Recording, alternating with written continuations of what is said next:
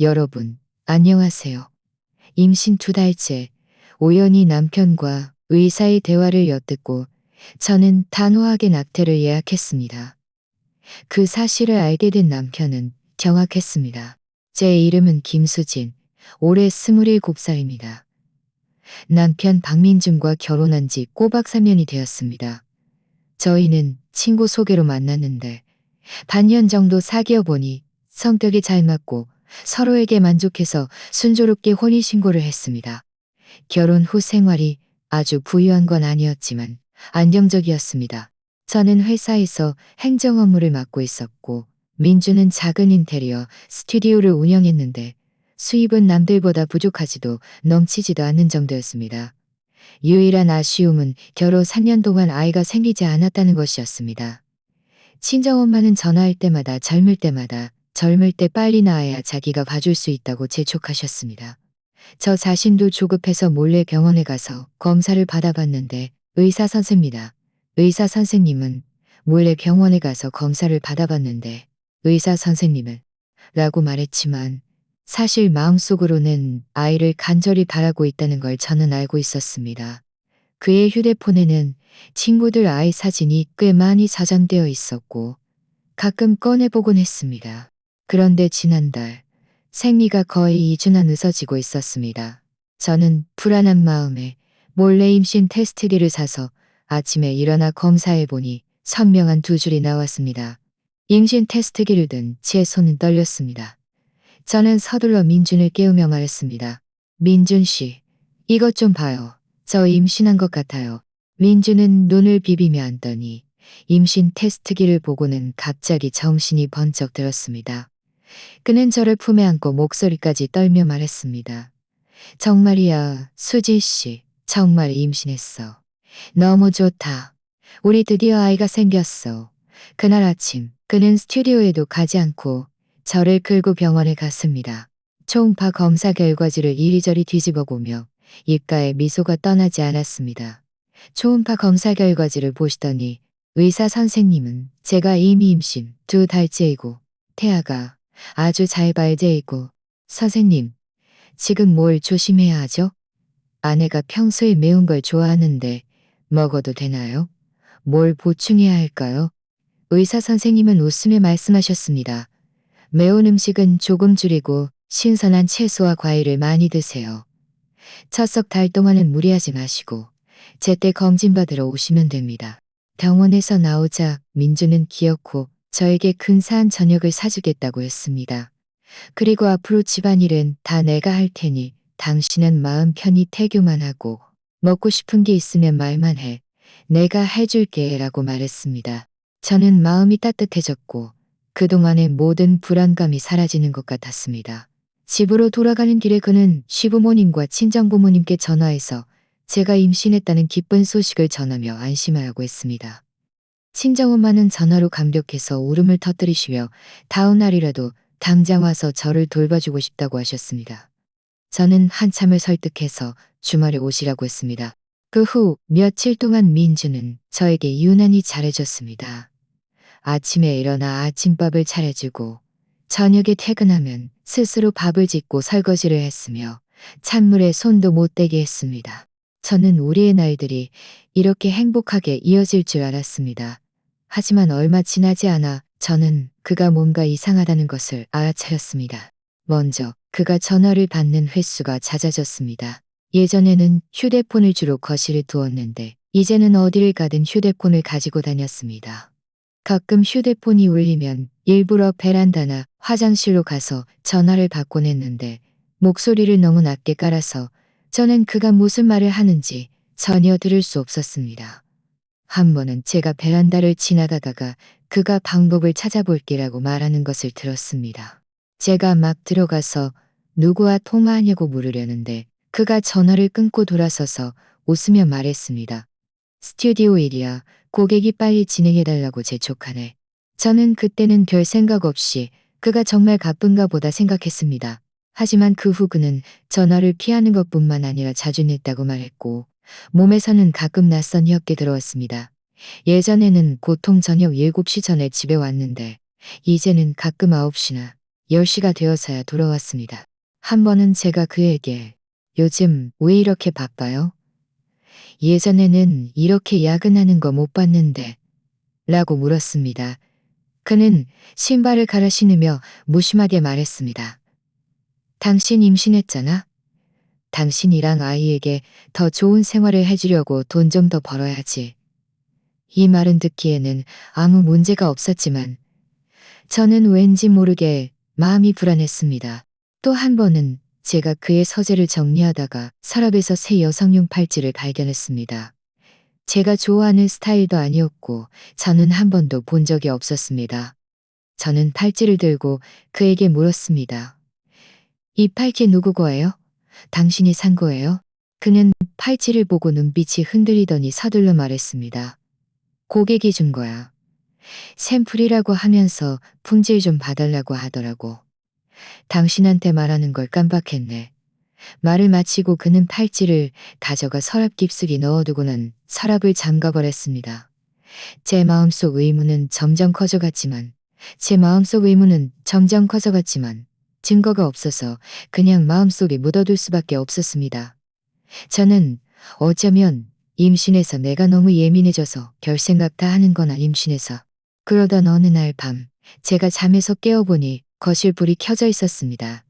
제가 걸어가 보니 민준이 소파에 앉아 휴대폰을 들고 누구와 메시지를 주고받고 있었는데 얼굴에는 제가 한 번도 본 적 없는 다정한 미소가 떠올라 있었습니다. 제 발소리를 듣자 그는 서둘러 휴대폰 화면을 잠그고 주머니에 넣더니 일어서서 말했습니다. 고객이랑 업무 얘기자. 그는 고개를 흔들며 말했습니다. 아니, 그냥 고개를 흔들며 말했습니다. 아니, 빨리 방에 가서 누워있어. 감기 걸리지 않게. 저는 방으로 돌아왔지만 다시는 잠을 이룰 수 없었습니다. 민준이 저에게 뭔가 숨기고 있다는 것을 느낄 수 있었습니다. 하지만 그가 대체 무엇을 숨기고 있는 걸까요? 스튜디오에 문제가 생긴 걸까요? 아니면 저는 더 이상 생각하고 싶지 않았습니다. 다음 날 아침 민준이 저에게 말했습니다. 수진 씨, 내가 사립병원을 알아봤는데 환경도 좋고 의사 선생님도 전문적이야. 주말에 내가 당신 데리고 가서 첫 산전 검사 받자. 국립병원에 가서 복잡하게 기다리지 말고. 저는 잠시 멍하니 있다가 말했습니다. 국립병원도 괜찮지 않아요. 그리고 사립병원은 비싸잖아요. 그는 웃으며 말했습니다.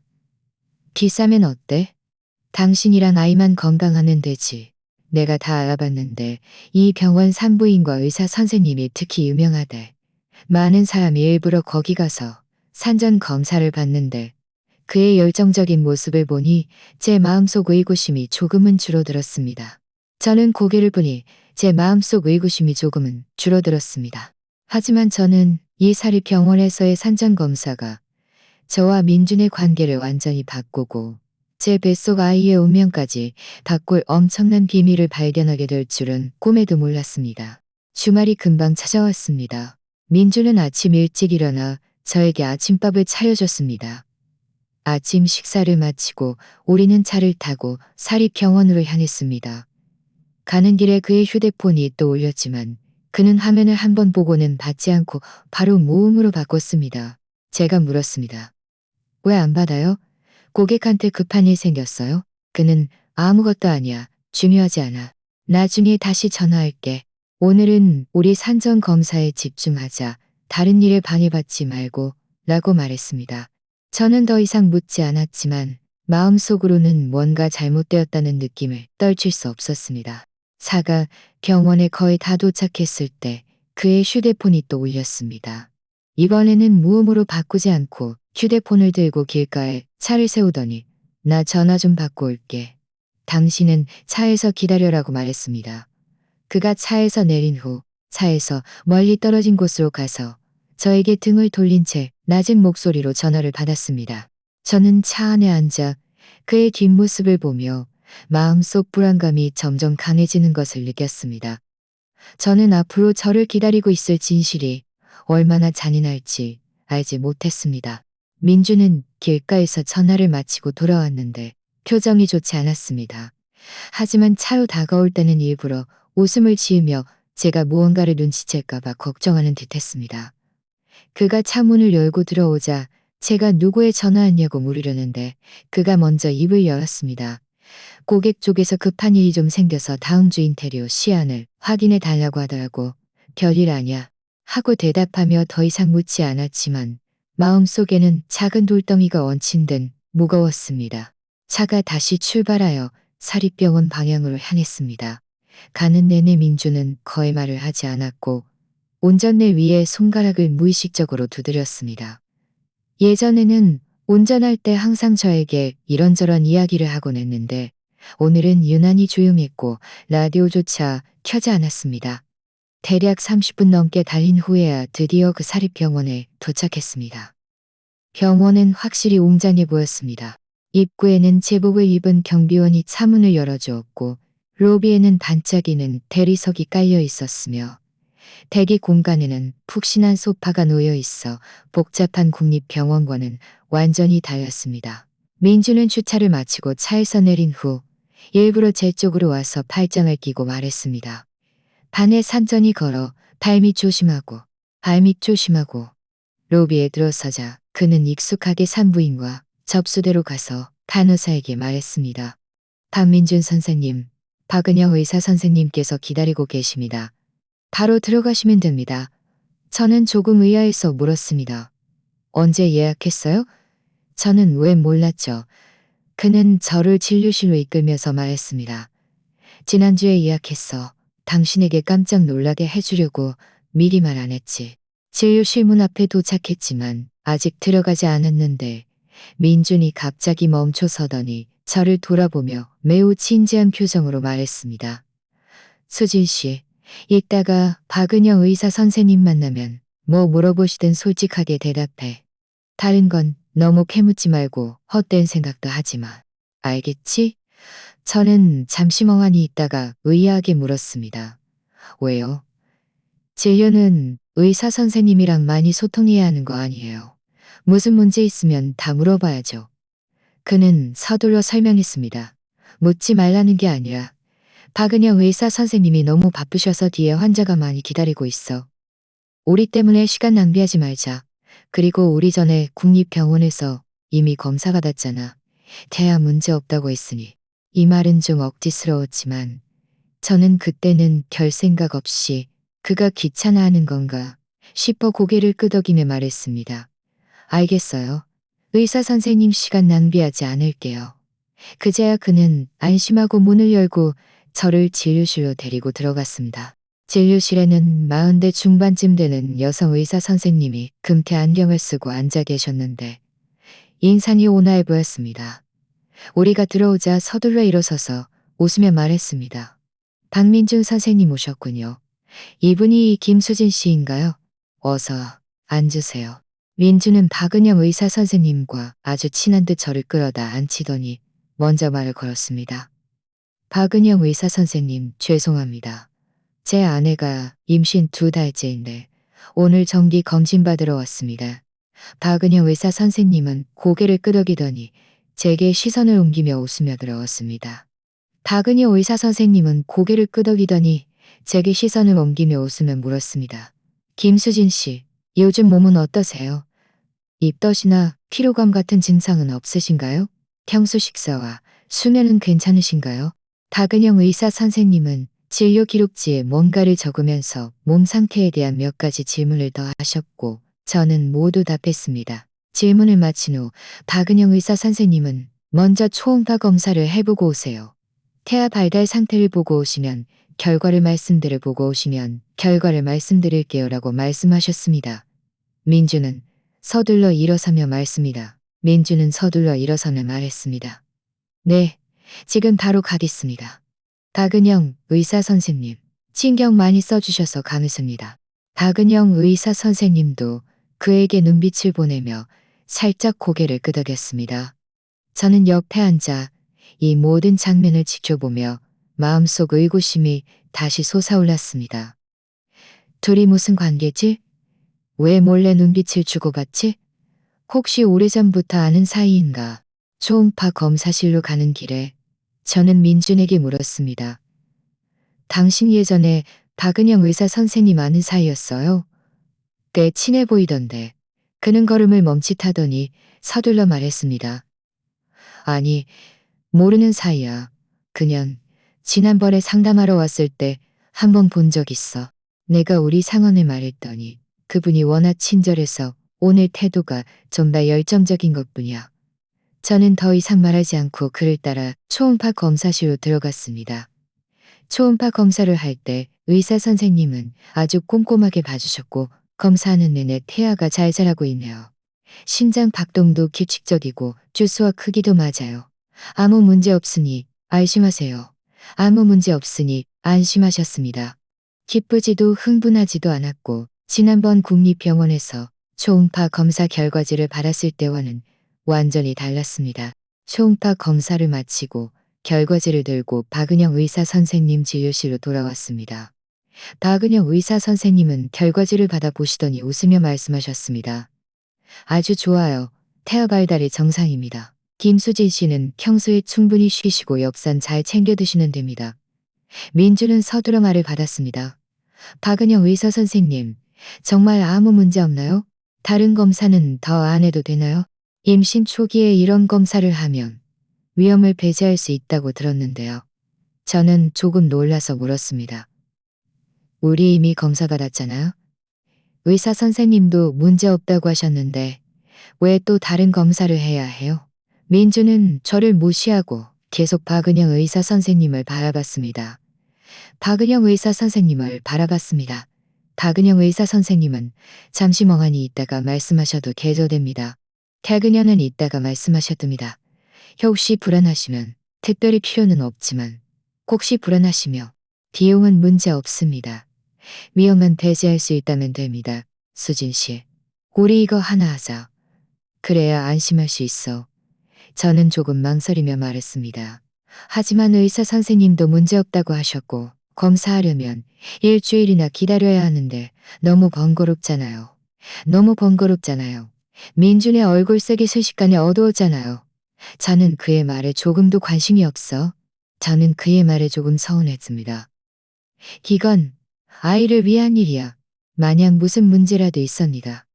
무슨 문제라도 있습니다. 너무 많이 묻지 말고 너무 많이 검사하지 않아도 된다고 말했는데 이제 와서 굳이 추가 검사를 하라고 하고 심지어 제가 아이에게 관심이 없다고 말하다니. 박은영 의사 선생님은 서둘러 중지하셨습니다. 김수진 씨, 박민준 선생님도 아이를 위하는 마음에서 그러는 거예요.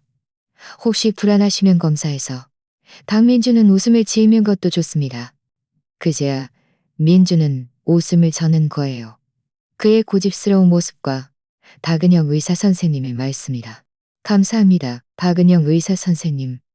그럼 언제 검사하러 오면 되나요? 박은영 의사 선생님은 내일 아침에 오세요.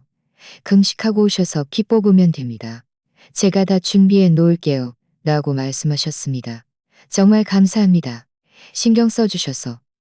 민주는 말하며 주머니에서 봉투 안이라 주머니에서 봉투 하나를 꺼내 몰래 박은영 의사 선생님께 건넸습니다. 박민준 선생님은 이사 선생님, 이 작은 섬유를 받아주세요. 당연히 해야 할 일입니다. 저는 옆에서 이 모든 것을 똑똑히 보며 마음속 의구심이 점점 커져갔습니다. 민주는 왜 박은영 의사 선생님께 돈을 주는 거지? 그냥 검사받는 건데 그럴 필요까지 있나? 대체 뭘 하려는 거지? 진료실에서 나와 병원 로비까지 걸어가는데 저는 도저히 참을 수 없어서 그에게 물었습니다. 당신 방금 왜 박은영 의사 선생님께 돈을 드렸어요? 우리 정상적으로 검사받는 건데 왜 돈을 드려야 해요? 민주는 얼굴색이 변하더니 서둘러 저를 끌고 문 밖으로 나가며 작은 목소리로 말했습니다. 쉿, 목소리 좀 낮춰. 이건 그분이 우리를 더 잘 돌봐주게 하려고 그런 거야. 사립병원은 다 이래. 좀 좋은 거 주면 태도도 좋고 검사도 꼼꼼하게 해줘. 그래요. 저는 조금 믿기지 않았습니다. 하지만 오리 전에 국립병원에서는 돈 안 들였는데도 의사 선생님 태도도 아주 좋았잖아요. 그는 약간 짜증 섞인 목소리로 말했습니다. 국립병원에 사람이 많아서 의사 선생님이 꼼꼼하게 봐줄 수가 없어. 그의 말에 저는 할 말을 잃었지만 마음속으로는 점점 더 불안해졌습니다. 그의 오늘 이상한 행동들이 너무 많았습니다. 미리 의사를 예약해둔 것, 의사 선생님과 몰래 눈빛을 주고받은 것, 굳이 추가 검사를 하라고 한 것, 그리고 의사 선생님께 돈을 준 것, 길에서 전화를 피한 것, 길에서 전화를 피한 것, 길에서 전화를 피한 것. 이 모든 일들이 한데 모여 뭔가 잘못되었습니다. 차 옆에 도착하자 민준의 휴대폰이 또 울렸습니다. 그는 화면을 한번 보고는 얼굴색이 순식간에 변했습니다. 전화를 받지 않고 바로 비행기 모드로 바꿨습니다. 제가 물었습니다. 왜 안 받아요? 또 급한 일 생겼어요? 그는 고개를 흔들며 말했습니다. 아니야, 스팸 전화야. 신경 쓰지 마. 말을 마치고 그는 서둘러 차문을 열어 저를 태우고 자신도 빠르게 운전석에 앉아 차를 시동 걸고 집으로 향했습니다. 가는 내내 저는 창밖을 보며 마음이 뒤죽박죽이었습니다. 민준의 이상한 행동들은 제 마음의 가시처럼 박혀 저를 불안하게 만들었습니다. 저는 그가 굳이 저를 이 사립병원에 데려오고 굳이 추가 검사를 하라고 하는 것이 단순히 안심하기 위해서만은 아닐 것이라고 막연히 느꼈습니다. 그가 저에게 무언가를 숨기고 있는 것이 분명했고 그 일이 제 뱃속 아이와 관련이 있을 가능성이 높았습니다. 집에 돌아오자 민주는 부엌으로 가서 밥을 만들었고 저는 거실에 앉아 오늘 병원에서 있었던 모든 세부 사안을 계속 생각했습니다. 생각할수록 뭔가 잘못되었다는 느낌이 들었습니다. 특히 민준이 박은영 의사 선생님께 돈을 건넬 때 그리고 그 둘이 몰래 눈빛을 주고받는 모습은 왠지 모르게 그들 사이에 비밀이 있는 것 같았습니다. 저는 내일 다시 병원에 검사하러 갈 때 꼭 더 주의 깊게 살펴보고 어떤 단서라도 찾을 수 있는지 봐야겠다고 결심했습니다. 오늘처럼 얼렁뚱땅 넘어갈 수는 없었습니다. 저녁 식사 때 민주는 다시 평소 모습으로 돌아와 저에게 반찬을 더 덜어주고 내일 아침에 뭘 먹고 싶은지 물었으며 아침 일찍 일어나 저와 함께 병원에 가겠다고 말했습니다.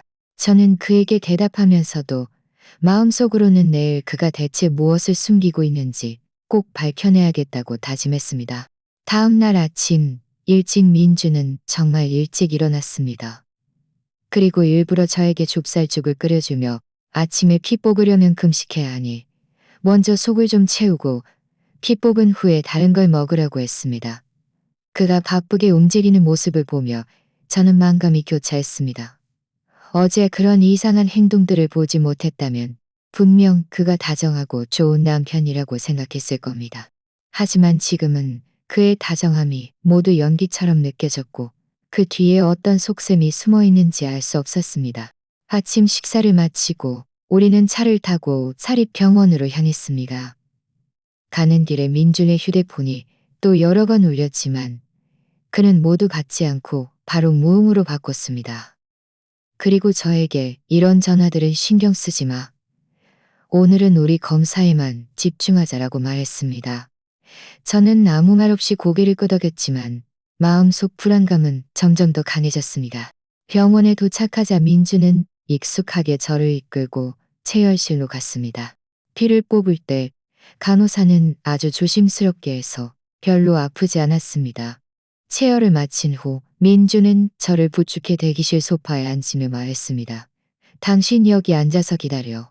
내가 박은영 의사 선생님께 가서 인사하고 언제쯤 결과가 나오는지 물어볼게.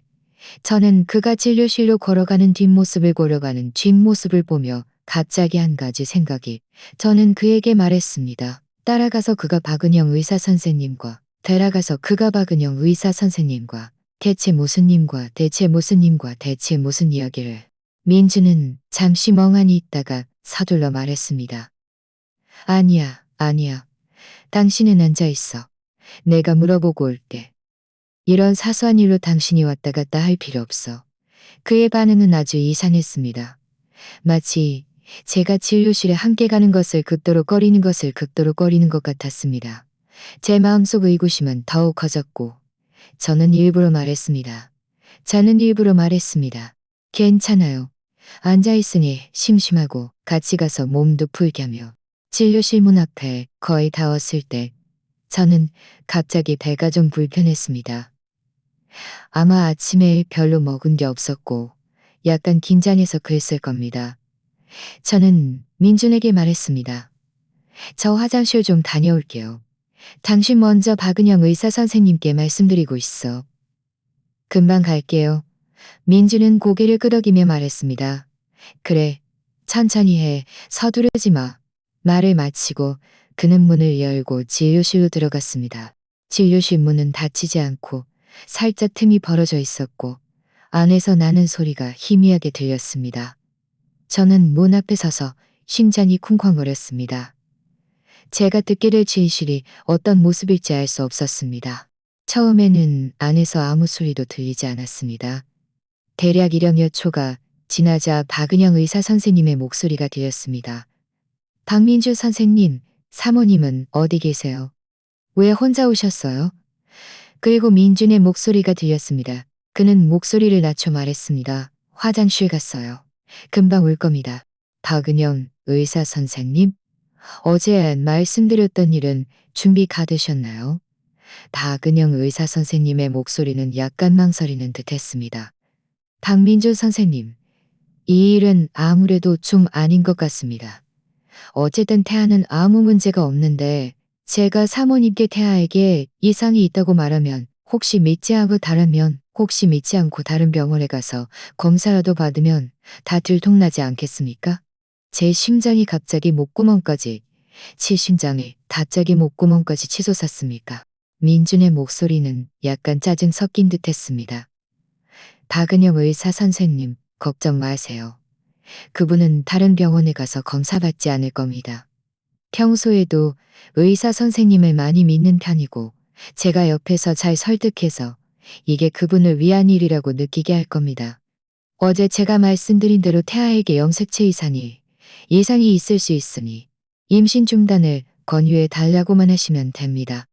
나머지는 제가 알아서 할게요. 만약 병원에서 알게 되면 제 일자리를 잃게 될 겁니다. 걱정 마세요. 제가 당신에게 무슨 일이 생기게 하지 않을 겁니다. 민준이 말했습니다. 어제 드린 봉투 안에 1천만 원이 들어있습니다. 부족하면 500만 원 더 드릴게요. 이 일만 잘 처리해 주시면 나중에 당신이 도움이 필요할 때 저도 도와드릴 수 있으면 어제 그가 박은영 의사 선생님께 봉투를 건넬 때 봤는데 그는 왜 이렇게 많은 돈을 써서 의사 선생님께 저에게 태아에게 이상이 있다고 말하고 임신 중단을 시키려는 거지? 대체 뭘 하려는 거지? 박은영 의사 선생님은 잠시 침묵하다가 말했습니다. 알겠습니다. 박민준 선생님, 이번 한 번만 도와드리겠습니다. 하지만 제가 사모님께 말할 때 옆에서 같이 맞춰주셔야 합니다. 그렇지 않으면 저 혼자 말하면 의심할 수도 있습니다. 당신이 태아에게 이상이 있다고 말하면 저는 바로 제가 형편이 어렵다면서 치료 비용이 너무 비싸서 우리가 감당할 수 없다고 울며 말할 겁니다. 그리고 설령 아이를 낳아도 건강하지 않을 수 있다고 말해서 그분이 스스로 포기하게 만들 겁니다. 그분은 마음이 약해서 분명 제 말을 들을 겁니다. 이 말을 듣자 저는 온몸이 얼어붙었습니다. 마치 차가운 물을 한 바가지 뒤집어 쓴 듯 문 앞에 서서 움직일 수도 없었습니다. 결국 그가 어제 굳이 저에게 추가 검사를 하라고 한 것은 결코 아이를 위해서가 아니라 의사 선생님에게 태아에게 이상이 있다는 거짓말을 꾸며내서 제가 스스로 낙태하게 만들려는 것이었어. 왜 이렇게 하는 거지? 우리 겨우 아이를 가졌는데 그는 왜 이렇게 잔인하게 아이를 포기하려는 거지? 저는 왜 이렇게 잔인하게 아이를 포기하려는 거지? 저는 눈물을 꾹 참으며 계속 들었습니다. 박은영 의사 선생님이 다시 말했습니다. 그럼 검사 결과는 어떻게 하죠? 검사 결과는 그냥 아무렇게나 하나 만들어서 이상이 있는 것처럼 꾸미세요. 어차피 그분은 볼 줄 모르니까. 그분이 임신 중단에 동의하면 제가 당신이 소개해준 그 클리닉으로 데려가서 수술하게 할 겁니다. 그때 당신이 그분에게 클리닉 환경이 좋고 의사 기술도 좋으니 안심하라고 말해주세요. 전은이 말했습니다. 박은영 의사 선생님이 말했습니다. 사모님이 곧 돌아오실 테니 빨리 준비하세요. 서둘러 돌아서서 화장실에서 돌아온 것처럼 진료실 문 쪽으로 걸어갔습니다. 문 앞에 막 도착하자 민준이 문을 열고 나왔습니다. 저를 보자 그는 웃으며 말했습니다. 돌아왔어? 어때? 걔는 좀 괜찮아졌어? 저는 마음속 분노와 아픔을 꼭 참으며 고개를 끄덕였습니다. 최대한 목소리가 정상적으로 들리게 하려고 노력했습니다. 많이 좋아졌어요. 아까 좀 불편했는데 지금은 괜찮아요. 박은영 의사 선생님은요? 이야기 다 끝났어요. 민준이 말했습니다. 박은영 의사 선생님이 잠시 다른 일 처리할 게 있으니 잠시 기다리라고 하셨어. 이따가 우리에게 검사 결과에 대해 말씀해 주실 거야. 그때 박은영 의사 선생님도 진료실에서 나왔습니다. 저를 보자 그녀의 얼굴에는 약간 어색한 미소가 떠올랐습니다. 김수진 씨, 오셨군요. 어서 들어오세요. 검사 결과에 대해 이야기 좀 합시다. 저는 그들을 따라 진료실로 들어가 소파에 앉았지만 마음속은 폭풍우가 몰아치는 듯했습니다. 저는 민준을 바라봤습니다. 그의 얼굴에는 위선적인 미소가 떠올라 있었지만 눈빛은 저와 마주치지 못했습니다. 저는 박은영 의사 선생님을 바라봤습니다. 그녀는 책상 뒤에 앉아 제 진료 기록지를 들고 있었지만 한 번도 펼쳐보지 않았습니다. 박은영 의사 선생님이 헛기침을 하며 말했습니다. 박은영 의사 선생님이 헛기침을 하며 말했습니다. 김수진 씨, 이렇게 된 겁니다. 어제 초음파 검사 결과는 태아가 잘 발달하고 있습니다. 저는 아주 초음파 검사 결과입니다. 저는 염색체 이상이 심각한 거였지만 저는 여전히 장이생체 이상 위험이 있었체 이상 위험이 있었체 이상 위험이 있었체 어제 초음파 검사 의사 선생님은 태아가 잘 발달하고 있다고 하셨잖아요. 박은영 의사 선생님은 민준을 한 번 보고는 말했습니다. 초음파 검사는 태아의 외형만 볼 수 있고 염색체 상태는 볼 수 없습니다. 염색체 이상은 매우 심각합니다. 만약 정말 문제가 있다면 말씀하셨지 지적장애라. 아이가 태어났을 때 지적장애나 다른 질병이 있을 수 있습니다. 치료 비용도 많이 들고 아이도 매우 고통스러울 겁니다. 이게 큰일이 될 수도 있고 아닐 수도 있으니 우리가 이 위험을 감수할 수는 없어. 만약 아이가 정말 문제가 있다면 우리 나중에 사는 게 정말 힘들 거야. 돈도 많이 들고 아이 돌보는 것도 너무 힘들잖아. 저는 민준을 바라봤습니다.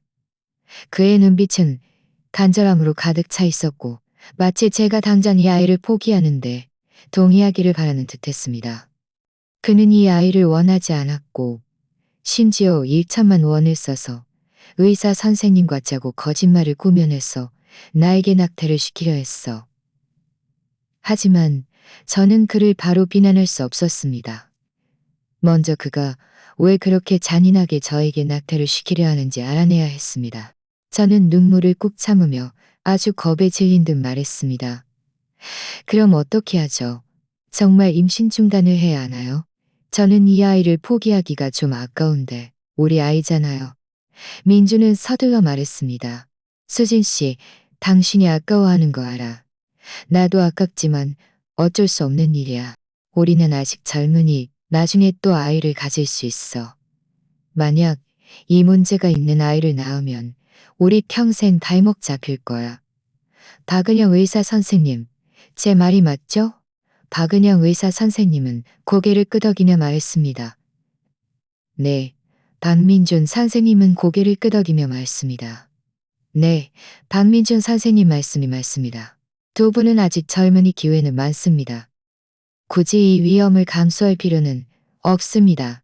그리고 임신 중단은 빠를수록 몸에 주는 빠르면 빠를수록 몸에 주는 피해가 임신 중단은 빠르면 빠를수록 지금은 그들을 비난할 때가 아니라는 것을 알았습니다. 먼저 그들을 안심시킨 후 증거를 모으고 그가 왜 굳이 저에게 낙태를 시키려 하는지 밝혀내야 했습니다. 잠시 후 저는 고개를 들고 눈물을 닦으며 말했습니다. 좀 무서워서요. 일단 집에 가서 부모님과 상의해보고 결정해도 될까요? 민주는 잠시 멍하니 있다가 제가 이렇게 말할 줄은 몰랐던 것 같았습니다. 그는 서둘러 말했습니다. 친정엄마랑 상의할 게 뭐 있어? 이 일은 우리가 알아서 결정할 수 있잖아. 게다가 그분들이 알면 분명 걱정하실 거야. 박은영 의사 선생님도 빠르면 빠를수록 좋다고 하셨으니 우리 시간 낭비하지 말자. 저는 일부러 망설이며 말했습니다. 하지만 이렇게 큰일인데 그래도 부모님께 말씀드리고 싶어요. 어쨌든 그분들은 제 가족이니까요. 그분들의 의견을 듣고 싶어요. 박은영 의사 선생님은 민준을 한번 보고는 말했습니다. 그것도 좋습니다. 김수진 씨, 이 일은 확실히 큰일이니 가족과 상의하는 것도 좋습니다. 민준은 뭔가 더 말하려 했지만 박은영 의사 선생님이 그에게 눈빛을 보내자 그는 어쩔 수 없이 말을 삼켰습니다. 그래. 그럼 일단 집에 가서 친정 부모님과 상의해봐. 하지만 너무 자세히 말하지는 마. 그분들이 걱정하실 테니까. 저는 고개를 끄덕이며 말했습니다. 병원 문을 나설 때 햇살이 눈부셨지만 저는 온몸이 오싹했습니다. 민주는 저를 부축하며 계속해서 수진 씨, 너무 많이 생각하지 마. 박은영 의사 선생님은 다 우리를 위해서 그러는 거야. 우리 빨리 결정하자. 최적의 시기를 놓치지 말고라고 설득했습니다. 저는 아무 말 없이 고개를 끄덕였지만 마음속으로는 이미 결심을 한 상태였습니다. 그가 왜 그렇게 잔인하게 저에게 낙태를 시키려 하는지 꼭 밝혀내야 해. 그리고 그가 의사를 매수했다는 증거도 찾아내서 그가 저지른 일에 대한 대가를 치르게 해야 해. 병원에서 집으로 돌아오는 길에 민주는 계속해서 저에게 박은영 의사 선생님이 저를 위해서 그러는 것이고 친정 부모님께 너무 자세히 말하지 말라고 그분들이 걱정하실 테니까 라고 잔소리했습니다. 저는 듣는 척하며 고개를 끄덕였습니다. 알겠어요. 잘 생각해 볼게요. 재촉하지 마세요. 지금 머리가 좀 복잡해요. 민주는 제 태도가 누그러진 것을 보고 안심한 듯한 미소를 지으며 더 이상 저를 설득하지 않았습니다. 집에 돌아오자 그는 스튜디오에 가봐야 한다며 저에게 집에서 푹 쉬라고 했습니다. 그리고 일부러 과일을 잘라 거실 테이블에 놓아주며 배고프면 전화해. 돌아와서 밥 해줄게라고 말했습니다. 그의 위선적인 다정함에 저는 속으로 역겨움을 느꼈습니다. 그는 분명 저 몰래 다른 여자와 관계를 맺고 있었고 심지어 저에게 낙태를 시키려 했는데 지금은 이렇게 저를 걱정하는 척하다니 정말 위선적이기 짝이 없었습니다. 저는 감정을 꼭 참으며 고개를 끄덕였습니다. 네. 조심히 다녀와요. 민준이 나간 후 저는 즉시 소파에서 일어나 서재로 갔습니다. 그의 휴대폰은 평소 서재 서랍에 놓여 있었습니다. 비밀번호가 설정되어 있었지만 저는 그의 생일이 비밀번호라는 것을 알고 있었습니다. 우리가 결혼한 지 몇 년 동안 그의 비밀번호는 한 번도 바뀌지 않았습니다. 저는 서랍을 열었고 과연 그의 휴대폰이 있었습니다. 그의 생일을 입력하자 휴대폰이 바로 잠금 해제되었습니다. 제 손은 조금 떨렸습니다. 앞으로 보게 될 내용이 저를 얼마나 무너뜨릴지 알 수 없었습니다. 가장 먼저 연 것은 카카오톡이었습니다. 그의 채팅 기록을 뒤져봤는데 대부분은 고객들과의 대화였고 특별히 이상한 점은 없었습니다. 하지만 서연 씨라고 저장된 연락처를 발견했을 때 제 심장이 쿵 내려앉았습니다. 서연 씨는 누구지? 그는 한 번도 이 이름을 언급한 적이 없었습니다. 제가 서연 씨와의 채팅 기록을 열어보니 그 안의 내용이 저는 온몸이 차가워졌습니다. 첫 메시지는 어제 저녁 것이었습니다. 민준이 보냈습니다. 서연 씨, 걱정 마. 내가 의사 선생님과 다 얘기해놨어. 다음 주에 수질 씨 낙태시킬 거야. 그분이 수술 마치면 바로 이혼하고 우리 결혼해서 당신이랑 아이에게 가정을 만들어줄게. 서연 씨가 답했습니다. 민준 오빠, 꼭 약속 지켜줘. 나 지금 임신 한 달 넘었어. 우리 부모님이 내가 미혼모라는 걸 알면 분명 날 죽일 거야. 걱정 마. 당신을 힘들게 하지 않을 거야. 우리 결혼하면 스튜디오 지분을 당신 명의로 돌려줄게. 앞으로 우리 잘 살자. 서연 씨가 답했습니다. 민준 오빠, 정말 좋다. 그리고 하트 이모티콘이 추가되어 있었습니다. 제 눈물이 순식간에 떨어졌습니다. 결국 그가 나에게 낙태를 시키려 한 것은 그의 첫사랑이 임신했기 때문이었어. 이서연 씨가 아마 그의 첫사랑 이서연일 거야. 그는 예전에 나에게 대학 때 이서연과 사귀었는데 이서연의 집안 반대로 헤어졌다고 말했어. 그들이 다시 연락하게 되고 심지어 아이까지 가졌을 줄은 몰랐습니다. 저는 계속해서 채팅 기록을 뒤져봤습니다. 그 안에는 온통 그들의 애정 어린 대화와 민준이 이서연에게 송금한 기록들이 있었습니다. 지난달 5일 민준은 이서연에게 400만 원을 송금했고 메모에는 영양제 사 먹으라고 되어 있었습니다. 지난달 18일에는 1000만 원을 송금했고 메모에는 집 임대료라고 되어 있었습니다. 이달 3일에는 600만 원을 송금했고 메모에는 600만 원을 송금했고 한 달 남짓한 기간 동안 그는 이서연에게 2천만 원을 송금했습니다. 이 돈들은 모두 우리의 공동 재산인데 그는 저 몰래 다른 여자에게 돈을 썼습니다. 이 송금 기록들을 보며 제 마음은 칼로 베이는 듯했습니다. 저는 그들의 친구들 소셜미디어 활동도 뒤져봤습니다. 이서연이 올린 게시물에는 민준이 거의 모든 게시물에 좋아요를 누르고 댓글을 달았는데 그 말투가 아주 다정했습니다. 이서연이 올린 셀카 사진에는 작은 생명의 탄생을 기대하며 라는 글이 있었고 민준은 고생했어. 내 사랑. 이쪽 일 정리되면 바로 당신 보러 갈게라고 댓글을 달았습니다. 하지만 제 게시물에는 그는 거의 한 번도 좋아요를 누르거나 댓글을 단 적이 없었습니다. 가끔 제가 딸아이 사진을 올리면 그는 대충 훑어보고는 알겠어라고 한마디 할 뿐이었습니다. 결국 그의 다정함과 배려는 이미 다른 여자에게로 향했고 나와 뱃속 아이는 그의 눈에 아무 가치도 없었어. 저는 눈물을 꾹 참으며 이 모든 채팅 기록과 송금 기록을 캡처해서 저장했습니다. 그리고 제 카카오톡으로 보내고 클라우드에도 백업했습니다. 이서연의 카카오톡 아이디도 적어두었습니다. 나중에 기회가 되면 그와 맞설 준비를 했습니다. 바로 그때 문이 열리는 소리가 들렸습니다. 민준이 돌아온 것이었습니다. 저는 서둘러 휴대폰을 서랍에 넣고 눈물을 닦은 후 소파에 앉아 TV를 보는 척했습니다. 민준이 거실로 들어와 제가 TV를 보고 있는 것을 보고 웃으며 물었습니다. 어때? 잘 생각해봤어? 박은영 의사 선생님이랑 시간 잡아서 다음 주에 수술하러 갈까? 저는 고개를 들어 그의 위선적인 미소를 바라봤습니다. 마음속은 분노로 가득했지만 지금은 그를 비난할 때가 아니라는 것을 알았습니다.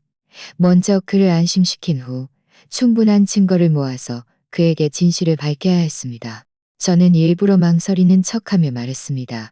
친정엄마한테 전화로 말했더니 친정엄마가 다른 병원에 가서 한 번 더 검사해서 태아에게 정말 문제가 있는지 확인해 보라고 하셨어요. 정말 문제가 있으면 그때 낙태해도 늦지 않다고요. 민준의 얼굴색이 순식간에 변하더니 서둘러 말했습니다. 다른 병원에 가서 검사하지 마. 박은영 의사 선생님이 그렇게 전문적인데 그분이 문제 있다고 했으면 분명 문제가 있는 거야. 다른 병원에 가는 건 돈 낭비일 뿐이고 당신만 더 긴장하게 될 거야. 저는 이해가 안 되는 척하며 물었습니다. 왜 다른 병원에 가서 검사하지 말라는 거야? 혹시 뭘 숨기는 거라도 있어요? 민준은 서둘러 비웃었습니다. 민준은 서둘러 말했습니다. 내가 뭘 숨기는 게 우리가 묻습니다. 내가 뭘 숨기는 게 아니라 당신 몸이 이리저리 뛰어다니면 너무 힘기는 게 아니라 그는 당연히 내가 다른 병원에 가서 검사하는 걸 두려워할 거야. 왜냐하면 검사하면 바로 들통나고 그의 거짓말이 드러날 테니까. 하지만 친정엄마가 불안해서 굳이 다른 병원에 가서 검사해보라고 하셨어요. 국립병원이 가서 검사해보라고 하셨어요. 그럼 이렇게 해요. 그럼 이렇게 해요. 민준의 눈빛이 약간 불안해 보였습니다. 그럼 이렇게 해요. 내일 제가 국립병원에 가서 검사받고 정말 박은영 의사 선생님 말씀처럼 그렇다면 내일 제가 그렇다면 말씀처럼 그렇다면 모레 가자. 나 내일 스튜디오에 가서 당신이랑 같이 갈 시간이 없어. 저는 그가 시간을 끌면서 이서연과 대책을 상의하려는 것임을 알았습니다. 저는 일부러 말했습니다. 안 돼요. 친정엄마가 내일 바로 가라고 하셨고 같이 가겠다고 하셨어요. 당신이 시간이 없으면 그냥 친정엄마랑 같이 갈게. 어차피 큰일도 아니잖아요. 민주는 어쩔 수 없이 말했습니다. 그는 제가 친정엄마랑 같이 가서 너무 많은 이야기를 듣고 그의 거짓말이 드러날까봐 두려워하는 것이었습니다. 저는 고개를 끄덕이며 말했습니다. 내일, 그럼 우리 내일 국립병원에 검사하러 가요. 민주는 제 옆에 앉아 약간 안절부절 못하는 듯 했습니다. 휴대폰을 들었다 놓았다 하며 누구와 메시지를 주고받는 것 같았습니다. 저는 그가 분명 이서연에게 이 일을 말하고 이서연을 안심시키려는 것임을 알았습니다. 저녁 식사 때 민주는 입맛이 없는지 몇 숟가락 뜨고는 젓가락을 내려놓았습니다. 나 좀 불편해서 서재에 좀 있다 올게. 말을 마치고 그는 서재로 들어가 문을 닫았습니다. 저는 그가 분명 이서연과 통화하고 있을 것임을 알았습니다. 저는 조용히 서재문 앞으로 가서 과연 그의 목소리를 들었습니다. 서연 씨, 걱정 마. 내일 수진 씨랑 국립병원에 검사하러 갈 거야. 내가 방법을 찾아서 의사 선생님도 그분에게 태아에게 문제 있다고 말하게 해서 낙태에 동의하게 문제 있다고 말하게 해서 낙태에 동의하게 할 거야. 걱정 마. 당신을 너무 오래 기다리게 할 거야. 나 이제 배가 점점 더 티가 나. 어제 엄마가 나 살쪘냐고 물어보는데 솔직하게 말할 수가 없었어. 민준이 말했습니다. 걱정 마. 내가 최대한 빨리 할게. 당신은 잘 쉬어. 너무 무리하지 말고. 그들의 대화를 들으며 제 마음속 분노는 점점 더 강해졌습니다. 그는 심지어 국립병원에서 의사를 매수해서 계속 나를 속이려 하다니. 저는 그를 가만두지 않을 겁니다. 내일 국립병원에서 검사받을 때 꼭 그의 거짓말을 폭로하고 제가 모든 진실을 알았다는 것을 알려줘야 했습니다. 다음 날 아침 일찍 친정엄마가 오셨습니다. 일부러 고향에서 올라오셔서 저와 함께 국립병원에 검사하러 가주시려는 것이었습니다. 민주는 친정엄마를 보자 약간 긴장한 듯 서둘러 웃으며 말했습니다. 장모님, 여기까지 오시느라 힘드셨죠? 사실 장모님까지 오실 필요 없는데 제가 수진 씨랑 같이 가면 되는데요. 제가 수진 씨랑 같이 가면 되는데요. 제가 뒤려는 되는데요. 제자 차는 쾌자 저는 친정엄마와 함께 진료실로 들어갔습니다. 괜찮다. 내가 집에 있어도 마음이 놓이지 않아서 수진이 검사받는 거야. 민준이 따라 들어오려 하자 저는 일부러 말했습니다. 당신은 밖에서 기다려요. 친정엄마랑 저만 들어가면 돼요. 의사 선생님이 사적인 질문을 할 수도 있는데 당신이 안에 있으면 불편하잖아요. 민주는 어쩔 수 없이 밖에서 기다렸습니다. 진료실 안에 의사 선생님은 50대쯤 되는 할머니 의사 선생님이셨는데 인상이 아주 온화해 보였습니다. 저에게 몇 가지 기본적인 상황을 물어보신 후 초음파 검사를 하라고 하셨습니다. 초음파 검사를 할 때 친정엄마가 제 옆에 계셨습니다. 초음파 의사 선생님은 태아가 아주 잘 발달하고 있네요. 심장 박동도 규칙적이고 주수와 크기도 맞아요. 아무 문제 없으니 안심하세요 라고 말씀하셨습니다. 친정엄마는 웃으며 말씀하셨습니다. 정말 다행이다. 내가 우리 수진이 몸이 건강하니 아이도 분명 문제 없을 거라고 했잖아. 저는 초음파 검사 결과지를 들고 안도의 한숨을 쉬었습니다. 드디어 태아에게 문제가 없다는 증거를 얻었습니다. 민준이 어떻게 나를 더 속일 수 있을까? 진료실로 돌아오자 의사 선생님은 초음파 검사 결과지를 보시더니 웃으며 말씀하셨습니다. 아주 좋아요. 태아에게 아무 문제 없습니다. 평소에 충분히 쉬시고 제때 검진 받으러 오시면 됩니다. 저는 일부러 의사 선생님께 물었습니다. 의사 선생님, 제가 어제 다른 병원에서 검사 받았는데 의사 선생님이 태아에게 염색체 이상이 있을 수 있다고 임신 중단을 권유하셨어요. 정말 문제가 있는 건가요? 의사 선생님은 추가 검사를 동의하셨어요. 의사 선생님은 잠시 멍하니 있다가 초음파 검사를 꼼꼼히 보시더니 말씀하셨습니다. 이 초음파 검사 결과지를 꼼꼼히 보시더니 말씀하셨습니다. 혹시 불안하시면 비침습적 산전 DNA 검사엔 IPT를 해서 위험을 배제할 수 있습니다. 친정엄마는 서둘러 그럼 하나 해요. 마음 편히 가지는 게 좋으니까요 라고 말씀하셨습니다. 의사 선생님은 처방전을 써주셔서 제가 피를 뽑으러 가게 했습니다. 체열을 마친 후 우리는 진료실을 나왔습니다. 민주는 서둘러 다가와 물었습니다. 의사 선생님이 뭐라고 하셨어? 태아 문제 없대? 저는 그를 바라보며 일부러 말했습니다. 의사 선생님이 태아에게 염색체 이산이 있을 수 있다고 비침습적 산전미연 1검사를 권유하셨어. 결과가 나오면 그때 임신 중단을 할지 말지 결정하라고. 민준의 얼굴에는 안심한 듯한 미소가 떠올랐습니다. 거봐, 내가 박은영 의사 선생님이 당신을 속이지 않았다고 했잖아. 그래도 빨리 결정하는 게 좋아. 나중에 번거로워지기 전에. 친정엄마는 눈살을 찌푸리며 말씀이 번거로워지기 전에. 친정엄마는 눈살을 찌푸리며 말씀하셨습니다. 의사 선생님은 분명히 있다고는 안 했지. 분명히 있다고는 안 했잖아. 만약 아이에게 정말 문제가 있다면 어떻게 하겠어요? 저는 그의 위선적인 모습을 보며 속으로 비웃었습니다. 비침습적 산전디안 A검사 결과가 나오면 그때 그에게 모든 진실을 밝혀서 그가 저지른 일에 대한 대가를 치르게 할 거야. 국립병원에서 돌아온 후 민주는 경계를 많이 풀었습니다.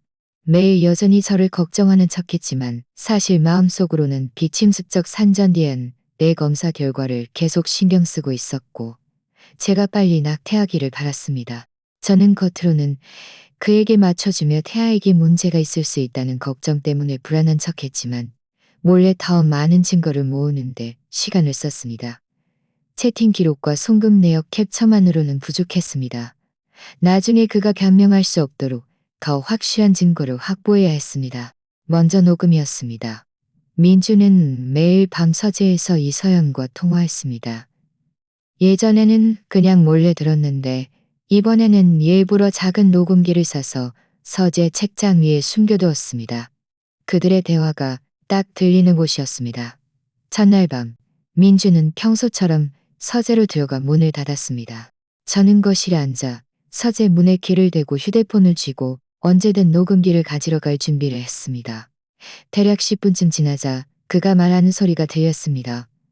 사연 씨, 비침습적 산전디엔 A검사 결과는 아직 일주일 더 기다려야 해.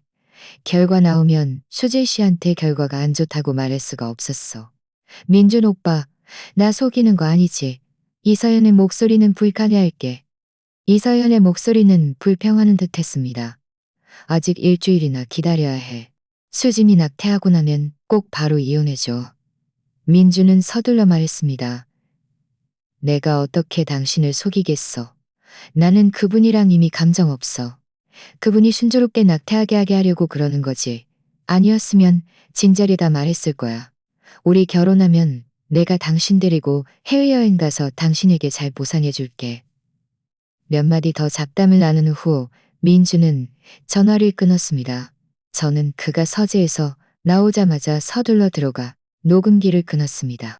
이것은 그가 저를 속여 낙태를 시키려 했고 저와 이혼해서 이서연과 결혼하려 했다는 것을 시인하는 확실한 증거였습니다. 그 후 며칠 동안 저는 매일 그들의 통화를 몰래 녹음했습니다. 그 안에는 민준이 이서연에게 이혼하고 집을 사주고 이서연은 마음 편히 태교하라고 약속하는 내용들로 가득했습니다. 그리고 제가 고지식하고 재미없다는 그의 불평도 있었습니다. 이런 말을 들을 때마다 제 마음은 칼로 베이는 듯 아팠지만 그만큼 더 단단해졌습니다. 녹음 외에도 저는 박은영 의사 선생님이 촌지를 받은 사실을 확인해야 했습니다. 전에 사립병원에서 민준이 박은영 의사 선생님께 봉투를 건넬 때 그 안에 1천만 원이 들어있다는 것을 봤지만 그 돈이 박은영 의사 선생님에게 거짓말을 시키기 위한 것이라는 증거는 알서 주말에 만나 커피를 마시자고 있었습니다. 그래서 저는 고등학교표를 떠올렸습니다. 그는 그 사립병원에서 간호사로 일하고 있었으니 만나서 저는 바로 민준 이야기를 꺼내지 않고 먼저 안부 인사를 나눈 후 일부러 무심하게 물었습니다. 하늘아, 너네 병원 산부인과 박은영 의사 선생님 아세요? 전에 친구랑 같이 가서 진료받았는데 그분 참 괜찮은 것 같아서. 최하늘은 커피를 한 모금 마시더니 혀를 차며 말했습니다. 아무도 감히 말 못하죠. 제 마음이 기뻐서 서둘러 물었습니다. 박은영 의사 선생님이요. 환자들한테 촌지 자주 받고 환자들 편의를 봐서 고 환자들 편의를 봐서 불법적인 일이라니 예를 들면 어떤 거예요? 최하늘은 좌우를 살피더니 목소리를 낮춰 말했습니다. 예를 들어 어떤 환자는 의사한테 병명을 숨겨달라고 하거나 가족한테 낙태를 권유해달라고 하는데 돈만 주면 거짓말하는 걸 도와줘요. 얼마 전에도 어떤 남자가 와줘요? 얼마 전에도 어떤 남자가 와서 자기 임신한 아내를 낙태시키고 싶다고 도와달라고 하면서 1천만 원을 줬어요. 그때 제가 간호사 스테이션에 줬어요. 최하늘은 잠시 생각하더니 고개를 끄덕이며 말했습니다. 그런 것 같아요. 당신이 말하는 거랑 비슷해요. 왜요? 아는 사람이에요. 저는 흥분을 꾹 참으며 말했습니다. 아니요. 그냥 궁금해서 물어본 거예요. 참. 혹시 박은영 의사 선생님이 그 남자한테 돈 받은 거 증명할 수 있는 방법 없어요? 예를 들어 챔김이랑 종금할 수 있는 방법 없어요. 예를 들어 채팅 기록이나 성금 기록 같은 거요. 최하늘은 고개를 흔들며 말했습니다. 그리고 제가 증거 하나 드릴 수 있어요. 그날 그 남자가 박은영 의사 선생님께 촌지 줄 때 제가 몰래 사진 한 장 찍어 놨거든요. 혹시 몰라서 남겨뒀는데 지금 쓸모가 있네요. 말을 마치고 휴대폰을 꺼내 사진 한 장을 보여줬습니다. 사진 속에는 민준이 봉투 하나를 박은영 의사 씁니다. 저는 서둘러 사진을 제 휴대폰에 고 있었고 박은영 의사 선생님은 봉투를 받아 흰 가운 주머니에 넣고 있었습니다. 사진이 좀 흐릿해집니다. 이번에 정말 폐를 많이 끼쳤네. 최하늘은 웃으며 말했습니다. 무슨 소리야? 우리가 옛날 친구인데. 참, 그 남자가 혹시 당신을 괴롭혔다면 내가 병원 상부한테 박은영 의사 선생님을 신고하는 걸 도와줄게. 저는 고개를 흔들며 말했습니다. 내가 알아서 처리할 수 있어. 고마워. 저는 최하늘을 끌어들이고 싶지 않았습니다. 어쨌든 그는 끌어들이고 싶지 않았습니다. 카페에서 돌아온 후 저는 사진을 인쇄해서 그동안 모아둔 채팅 기록, 송금 내역 캡처, 녹음 파일과 함께한 파일을 정리해 넣었습니다. 이제 증거가 충분했습니다. 민준이 변명하려 해도 소용없을 것이었습니다. 그 후 며칠 동안 민준은 여전히 매일 저에게 비침습적 산전 뒤엔 뇌검사 결과 언제 나와? 라고 재촉했습니다. 의사 선생님이 일주일 기다려야 한다고 했으니 며칠 더 기다려야 해. 참, 만약 결과가 정말 안 좋으면 당신은 내가 어디 가서 낙태 수술 받기를 원해? 박은영 의사 선생님이 추천해준 클리닉은 없어. 민주는 잠시 멍하니 있다가 서둘러 말했습니다. 박은영 의사 선생님이 개인 클리닉 하나 추천해 주셨어. 환경도 좋고 의사 기술도 좋대. 그때 내가 당신이랑 같이 가줄게. 저는 속으로 비웃었습니다. 그는 역시 박은영 의사 선생님과 진작에 가산이한 거죠. 당신이 좋다고 하면 좋은 거죠. 나를 개인 클리닉에 가서 낙태하게 해서 진실을 더 쉽게 숨기려 하는군. 민주는 제가 이렇게 자신을 믿는 것을 보고 만족스러운 미소를 지었습니다. 그는 제가 이미 모든 진실을 알았고 그와 연기하고 있다는 것을 전혀 눈치채지 못했습니다. 드디어 비침습적 산전 뒤안 애검사 결과가 나오는 날이었습니다. 아침에 민주는 일부러 스튜디오 일을 미루고 저와 함께 국립병원에 갔습니다. 가는 길에 그는 계속해서 저에게 말했습니다. 수진 씨, 만약 결과가 안 좋더라도 너무 상심하지 마. 우리 나중에 또 아이를 가질 수 있어. 당신 몸이 제일 중요해. 저는 아무 말 없이 고개를 끄덕였지만 마음속으로는 이따가 결과 나오면 그에게 모든 것을 밝히고 내가 그동안 모아둔 증거들을 보여줘서 그가 저지른 일에 대한 대가를 치르게 할 거야 라고 생각했습니다. 병원에 도착하자 저는 결과를 받으러 갔고 민주는 밖에서 기다렸습니다. 결과지에는 뚜렷한 이상 없음이라고 적혀 있었고 의사 선생님도 저에게 태아가 아주 건강하고 염색체 이상 문제가 없으니 안심해도 된다고 앞으로 제때 검진받으러 오면 된다고 말씀하셨습니다. 저는 결과지를 들고 심호흡을 한 후 진료실에 나왔습니다. 민주는 서둘러 다가와 초조하게 물었습니다. 결과 어때? 안 좋아? 저는 그를 바라보다가 갑자기 웃었습니다. 결과 아주 좋아. 의사 선생님이 태아가 아주 건강하고 아무 문제 없다고 하셨어. 민준의 미소가 순식간에 굳어졌고 그의 눈빛은 놀라움과 불안감으로 가득 찼습니다. 그는 믿을 수 없다는 듯 물었습니다. 그는 믿을 수 없다는 듯 물었습니다. 무슨 말이야? 어떻게 그럴 수가 있어? 의사 선생님이 태아에게 문제 있어. 저는 웃음을 거두고 차갑게 말했습니다. 의사 선생님은 잘못 보지 않았어. 박은영 의사 선생님이 거짓말을 한 거고 당신이 그분에게 거짓말을 시키려고 한 거야. 박민준, 내가 아무것도 모른다고 생각했어? 당신이랑 이서연의 관계, 당신이 그분에게 2천만 원 송금한 거, 당신이 박은영 의사 선생님께 나를 속여 낙태시키고 나랑 이혼해서 선생님께 나를 속여 낙태시키고 나랑 이혼해서 그분과 결혼하려 한 거? 이 모든 걸 다 알고 있어. 민준의 얼굴은 순식간에 창백해졌습니다. 오해? 저는 휴대폰을 꺼내 채팅 기록과 송금 내역 캡처를 열어 그의 앞에 내밀었습니다. 당신이 직접 봐. 이건 당신이랑 이서연의 채팅 기록이고 이건 당신이 그분에게 송금한 기록이야. 아직도 변명할 거야. 그리고 당신이랑 이서연이 통화한 녹음 파일, 박은영 의사 선생님이 당신한테 1천만 원 받은 사진도 다 있어. 민주는 휴대폰 속 채팅 기록과 송금 내역 캡처를 보며 몸이 떨리기 시작했습니다. 그는 제 휴대폰을 빼앗으려 했지만 저는 서둘러 한 발짝 뒤로 물러섰습니다. 우리의 다툼을 들은 주변 사람들은 모두 몰려와 수군거렸습니다. 아니, 저 남자 너무한 거 아니야? 아내가 임신했는데 다른 여자랑 바람 피우고 심지어 아내한테 낙태시키려 하다니. 정말 쓰레기 같은 놈이네. 저런 남자랑은 헤어져야 해. 저런 남자랑은 헤어져야 해. 저런 인간은 당신을 붙잡을 가치도 없어. 응? 저런 집에 가서 상의하자고.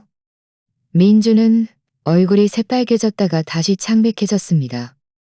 그는 목소리를 낮춰 말했습니다. 수진 씨, 여기서 이러지 마. 내가 어떻게 낙태하고 어떻게 당신이랑 이혼해서 당신이 이서연이랑 결혼하게 할지 상의하자고? 박민준, 당신 너무 이기적이야. 내가 당신이랑 결혼 3년 동안 당신에게 마음을 다 바쳤는데 당신은 나 몰래 당신 첫사랑이랑 놀아나고 심지어 그분이 임신하게 만들고 나에게 낙태를 시키려 하다니. 당신은 나에게 미안하지도 않아? 내 뱃속 아이에게 미안하지도 않아? 주변 사람들은 수군거리기 시작했습니다. 결국 이렇구나. 이 남자 정말 쓰레기네. 아내가 임신했는데 다른 여자랑 바람 피우고 심지어 아내한테 낙태시키려 하다니 정말 나쁜 놈이네. 저런 남자랑은 말 섞지 말고 빨리 이혼해. 저런 인간은 당신을 붙잡을 가치도 없어. 민주는 너무 창피해서 고개를 들지 못했습니다. 그는 제 손을 잡으려 하며 말했습니다. 수진 씨, 내가 잘못했어. 한 번만 기회를 줘. 한 번만 기회를 줘. 한 번만 기회를 줘. 나 이서연이랑 관계 끊고 우리 잘 살자. 응. 당신이 박은영 의사 선생님께 나를 속여 낙태시킬 때 왜 내 뱃속 아이에게 기회를 주지 않았어? 박민준, 꿈도 꾸지 마. 나는 더 이상 당신에게 기회를 주지 않을 거야. 우리 이혼해. 말을 마치고 저는 뒤돌아섰고 그를 다시는 쳐다보지 않았습니다. 민준이 따라오려 하자 주변 사람들이 그를 막았습니다. 따라가지 마. 당신 같은 사람은 혼자 살아야 해. 빨리 그분과 이혼하고 더 이상 그분을 힘들게 하지 마. 저는 병원 밖으로 나왔습니다. 마음이 좀 슬펐지만 그보다는 해방감이 더 컸습니다. 드디어 그에게 모든 것을 밝히고 더 이상 그와 연기할 필요가 없었습니다. 저는 휴대폰을 꺼내 친정엄마에게 전화해서 모든 일을 말씀드렸습니다. 친정엄마는 전화로 분통을 터뜨리시며 말씀하셨습니다. 수진아, 네가 잘했어. 그런 쓰레기 같은 놈이랑은 이혼해야 해. 엄마가 너를 지지 않았습니다. 앞으로 엄마가 너를 지지하랬습니다. 앞으로 엄마가 너란 아이를 키울 테니 걱정 마. 저는 손에 든 비침습적 산전 뒤엔 애검새도는 손에 든 비침습적 산전 뒤엔 비침습적 산전 뒤엔 내 아이는 건강한데 내가 이 아이를 남겨둘 수 없다니. 아이에게 문제가 있어서가 아니라 거짓과 배신으로 가득 찬 가정에서 내 아이를 태어나게 할 수 없고 박민준 같은 아빠를 갖게 할 수 없기 때문이야. 저는 휴대폰을 꺼내 예약 앱을 열고 근처 국립병원을 검색해서 낙태 수술을 예약했습니다. 수술 시간은 사흘 후 정했습니다. 이것이 힘든 결정이라는 것을 알았지만 동시에 올바른 결정이라는 것도 알았습니다. 저는 과거와 완전히 이별하고 새로운 삶을 시작해야 했습니다. 민준과 이서연이 제 인생을 망치게 할 수는 없었습니다. 집으로 돌아가는 길에 저는 최하늘에게 전화해서 낙태와 이혼에 대해 말씀드렸습니다. 최하늘은 수진아, 걱정 마. 박민준이 당신을 괴롭히면 내가 병원 상구한테 박은영 의사 선생님을 신고하는 걸 도와줘서 그분도 대가를 치르게 할게라고 말했습니다. 저는 웃으며 말했습니다. 고마워 하늘아. 괜찮아. 내가 알아서 처리할 수 있어. 나중에 기회 되면 밥 살게. 전화를 끊고 저는 심호흡을 하는 박민준, 이서연, 박은영 의사 선생님. 당신들이 나를 상처 입혔으니 나는 당신들이 저지른 일에 대한 합당한 대가를 치르게 할 거야. 사흘 후의 낙태 수술은 이 아이의 생명을 끝내는 것뿐만 아니라 민준과의 이 배신으로 가득 찬 결혼 생활을 끝내는 것이었습니다. 이제부터 저는 나 자신을 위해 살고 누구보다도 잘 살아야 했습니다. 병원에서 민준과 헤어진 후 저는 집에 가지 않고 바로 친정으로 갔습니다. 친정엄마는 제가 눈물을 흘리는 것을 보고 서둘러 제 손을 잡고 물었습니다. 수진아, 왜 그래? 저는 민준과 이서연의 일, 박은영 의사 선생님을 매수해서 저를 속여 낙태시키려 한 일, 그리고 제가 사흘 후 낙태 수술을 예약한 일 등 모든 것을 친정엄마에게 말씀드렸습니다. 친정엄마는 듣고 나서 화가 나서 상을 내리치셨습니다. 이 박민준이라는 놈은 정말 은은 놈이구나. 네가 그와 결혼일을 지지할 테니 네가 그와 결혼 전년 동안 그에게 그렇게 대하다니, 그리고 그에게 이렇게 대하다니. 다시는 그런 인간이랑 어울리지 마. 저는 친정엄마 품에 안겨 눈물을 멈출 수 없었습니다. 엄마, 미안해요. 걱정 끼쳐드려서. 저도 이 아이를 포기하기가 아깝지만 사랑 없는 가정에서 아이를 태어나게 할 수는 없어요. 민준 같은 아빠를 갖게 할 수는 없어요.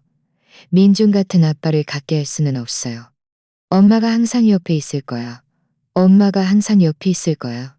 바보 같은 아이. 이건 네 잘못이 아니야. 민준이 복이 없었던 거지.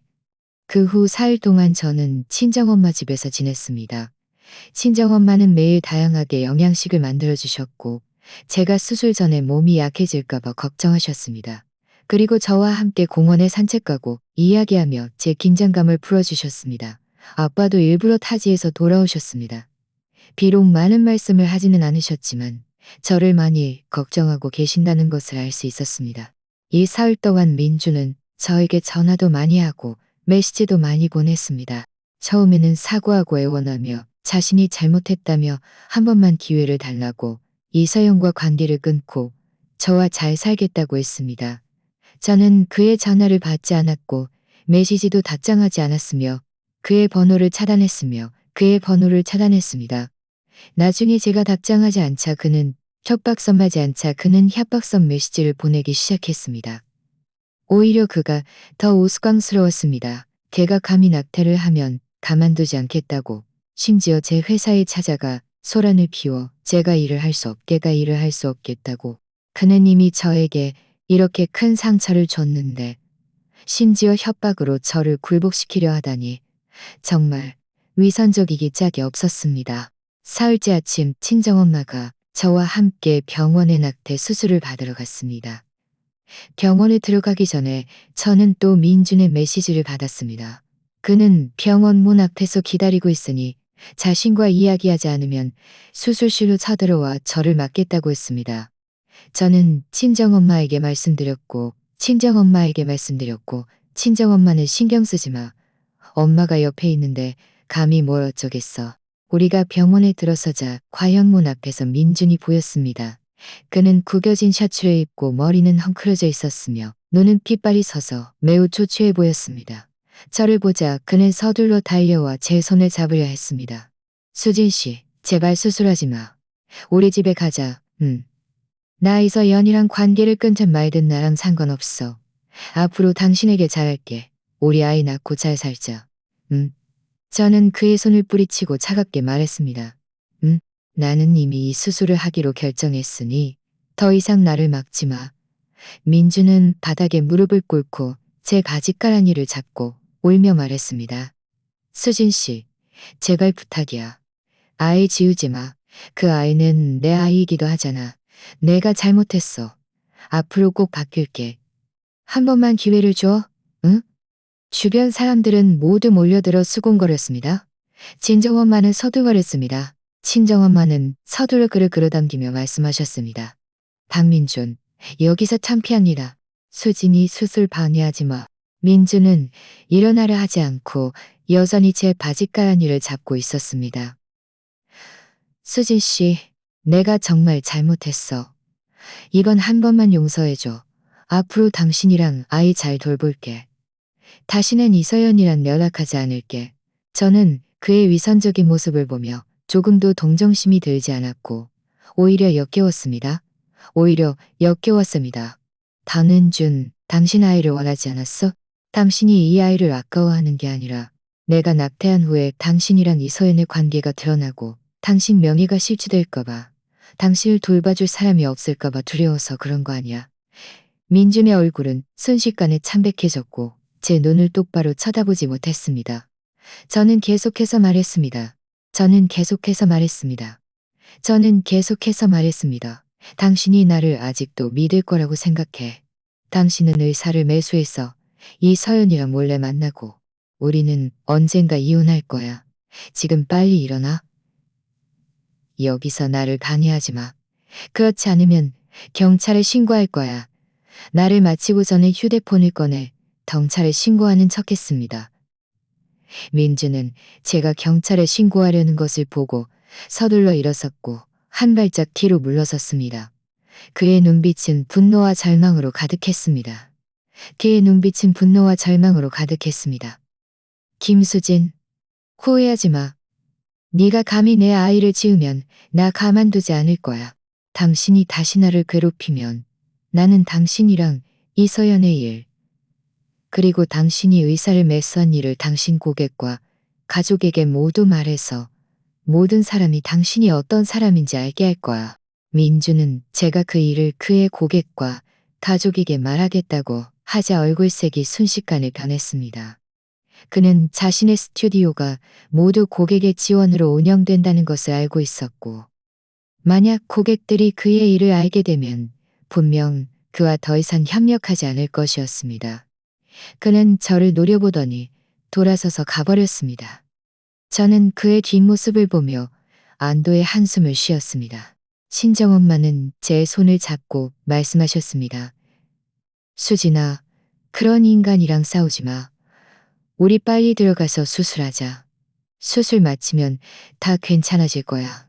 저는 고개를 끄덕이고 친정엄마를 따라 병원으로 들어갔습니다. 수술 전에 의사 선생님은 저와 친정엄마에게 수술의 위험과 주의사항을 말씀하셨습니다. 친정엄마는 수술 도미서에 서명하시고 제 손을 꽉 잡으며 말씀하셨습니다. 수진아, 무서워하지 마. 엄마가 밖에서 기다릴게. 수술 분명 순조롭게 될 거야.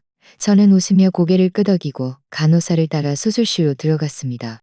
수술대 위에 누워 눈을 감았습니다. 마음이 좀 슬펐지만 그보다는 더 단단한 결심이 있었습니다. 이 아이는 거짓과 배신으로 가득 찬 가정에서 태어나서는 안 돼. 내가 그 아이와 함께 고통받게 할 수는 없어.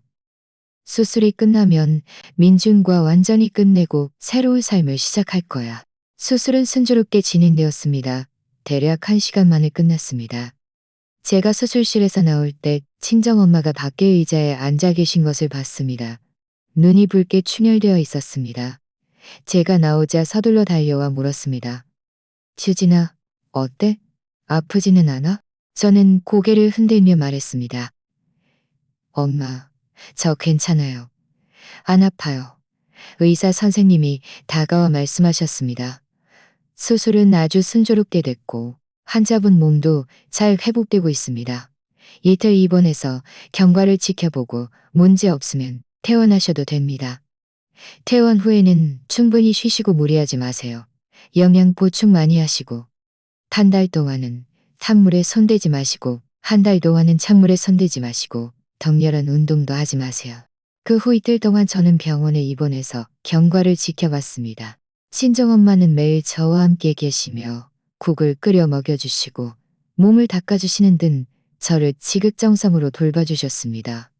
아빠도 매일 병원에 오셔서 제가 좋아하는 과일과 간식을 가져다 주셨습니다. 이 이틀 동안 민주는 다시 병원에 와서 저를 괴롭히지 않았습니다. 아마 제가 정말 그의 일을 고객과 가족에게 말할까봐 두려울까봐 시각하고 싶었습니다. 아마 제가 정말 그의 일을 고객과 가족에게 말할까봐 두려웠거나 아니면 희망이 없다고 생각했던 것 같습니다. 퇴원하는 날 친정엄마는 제 짐을 챙겨주셨고 아빠는 제 짐을 들어주셨습니다. 우리는 함께 병원을 나섰습니다. 햇살이 제 몸에 따스하게 비쳤습니다. 저는 심호흡을 하며 마음이 아주 가벼워지는 것을 느꼈습니다. 드디어 과거와 완전히 이별했습니다. 앞으로의 날들은 저 자신을 위해 그리고 친정엄마와 아빠를 위해 살 것입니다. 다시는 민준과 이 사연 때문에 영향을 받지 않을 것입니다.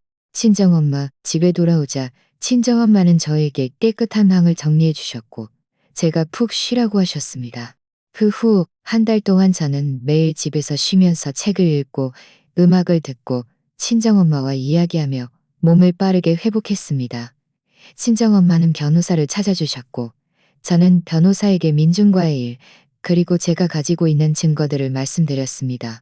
변호사는 제가 승소할 가능성이 매우 높고 순조롭게 이혼할 수 있을 뿐만 아니라 대부분의 재산을 분할받고 민준에게 정신적 피해 보상까지 받을 수 있을 뿐만 아니라 대부분의 재산을 분할받고 민준에게 정신적 피해 보상까지 받을 수 있음까지. 비록 지금 이렇게 많은 고통을 겪었지만 미래의 날들은 분명 점점 더 좋아질 것이라는 것을 알았습니다. 박민준과 이서연, 그들이 저에게 상처를 줬으니 언젠가 그들은 저지른 일에 대한 합당한 대가를 치르게 될 것입니다. 한 달 후, 제 몸은 거의 회복되었습니다. 저는 변호사에게 전화해서 이혼 소송 서류를 준비해 달라고 했습니다. 변호사는 서류가 준비되었으니 언제든지 소송을 제기할 수 있다고 말했습니다. 저는 창밖의 햇살을 바라보며 마음속으로 다짐했습니다. 박민준, 우리 이제 제대로 계산할 때가 왔어. 변호사가 이혼 소송 서류를 준비한 다음 날, 저는 바로 법원에 신청서를 제출했습니다. 법원에서 나올 때 햇살이 아주 좋았습니다. 저는 신선한 공기를 깊이 들이마시며 마음속에 짓눌려 있던 돌덩이가 드디어 반쯤 내려앉는 것을 느꼈습니다. 남은 것은 민준이 소환장을 받고 그와 제대로 계산하는 것이었습니다. 하지만 저는 민준이 이렇게 빨리 친정엄마 집을 찾아올 줄은 몰랐습니다. 그날 오후 제가 거실에서 책을 읽고 있는데 갑자기 노크 소리가 들렸습니다. 친정엄마가 문을 열러 가셨고 문을 열자마자 깜짝 놀라며 소리쳤습니다. 박민준, 네가 어떻게 여기를 찾아왔어? 저는 서둘러 책을 내려놓고 문으로 가보니 민준이 문 밖에 서 있었습니다. 얼굴은 잿빛이었고 손에는 종이 한 장을 쥐고 있었는데 아마 법원에서 보낸 이혼 소장이 분명했습니다. 그는 저를 보자 눈이 순식간에 붉어지더니 친정엄마를 밀치고 집안이 친정엄마를 밀치고 집 안으로 뛰어들어와 저를 가리키며 소리쳤습니다. 김수진, 네가 감히 정말 법원에 이혼 소송을 제기하다니. 저는 차갑게 그를 바라보며 말했습니다. 박민준 피 묻은 입으로 함부로 말하지 마. 당신이 먼저 결혼을 배신했어. 당신이 먼저 이서연이랑 놀아놨고 당신이 나에게 낙태를 시키려 했어. 내가 당신이랑 이혼하는 건 당신이 나를 강요한 거야. 내가 강요했다고? 내가 강요했다고? 네가 내 아이를 지우지 않았으면 내가 어떻게 여기까지 왔겠어? 네가 아이를 지우고 이혼 소송을 제기하면 나한테서 벗어날 수 있을 거라고 생각해? 내가 말해줄게. 그렇게 쉽지 않아. 친정엄마는 서둘러 제 앞에 서서 말씀하셨습니다. 박민준, 여기서 소란 피우지 마. 여긴 우리 집이야. 빨리 나가. 그렇지 않으면 경찰에 신고할 거야. 민주는 친정엄마를 무시하고 계속 저를 노려보며 말했습니다. 김수진, 네가 지금 이혼 신청을 처리하면 내가 아직 용서해 줄 수 있어. 우리 아직 잘 살 수 있어. 네가 굳이 나랑 이혼하려고 하면 나는 너랑 끝까지 갈 거야. 너도 편치 못하게 만들 거야. 꿈도 꾸지 마. 저는 휴대폰에 전에 너도 편치 못하게 만들 거야. 꿈도 꾸지 마. 저는 휴대폰을 전에 떠간 녹음 파일을 열고 재생 버튼을 녹음한 그와 이서연의 통화. 당신은 나랑 이미 감정 없다고 했고 나에게 낙태시키고 나서 그분과 결혼하고 싶다고 했잖아. 이 모든 증거가 나한테 있어. 당신이 나랑 끝까지 간다고 해도 법원은 이혼을 판결할 거고 게다가 나는 대부분의 재산을 분할받고 당신에게 정신적 피해 보상까지 받을 수 있어. 민주는 녹음 파일 속 목소리를 듣고 얼굴색이 순식간에 창백해졌습니다. 그는 제 휴대폰을 빼앗으렸다. 그는 제 휴대폰을 빼앗으려가. 빨리 가. 그제야 민주는 당황했습니다. 경찰이 오면 자신에게 좋을 것이 없다는 것을 알고 있었습니다. 그는 저를 노려보더니 김수진 두고 봐. 우리 끝나지 않았어. 라고 말하며 서둘러 도망쳤습니다. 그의 비참한 뒷모습을 보며 친정엄마는 안도의 한숨을 쉬셨습니다. 수진아, 앞으로 문 잘 잠가서 그가 다시는 들어오지 못하게 하자. 저는 고개를 끄덕였지만 마음속으로는 조금도 무섭지 않았습니다. 민주는 이제 이빨 빠진 호랑이였습니다. 그는 아무런 증거도 없었으니 저를 어쩌지 못할 것이었습니다. 그 후 며칠 동안 민주는 다시 저를 괴롭히지 않았습니다. 아마 경찰을 두려워했거나 아니면 다른 방법을 생각하고 있었을 겁니다. 저는 변호사의 조언대로 모든 증거를 정리했습니다. 채팅 기록, 송금 내역 캡처, 녹음 파일, 사진, 그리고 박은영 의사 선생님이 촌지를 받은 증거까지 모두 재판에서 법원에 제출할 준비를 했습니다. 재판 전날 변호사가 저에게 전화해서 민준이 그에게 연락해서 이혼 합의를 원한다고, 제가 재산을 조금만 덜 받으면 이혼에 동의하겠다고 했습니다. 저는 차갑게 비웃으며 말했습니다. 불가능해요. 그가 저랑 이혼 합의를 원한다면 전에 말했던 대로 해야 해요. 저는 대부분의 재산을 분할받고 그는 저에게 정신적 피해 보상까지 해야 해요. 그렇지 않으면 저는 그와 재판할 거예요. 모든 사람이 그의 행동을 알게 할 거예요.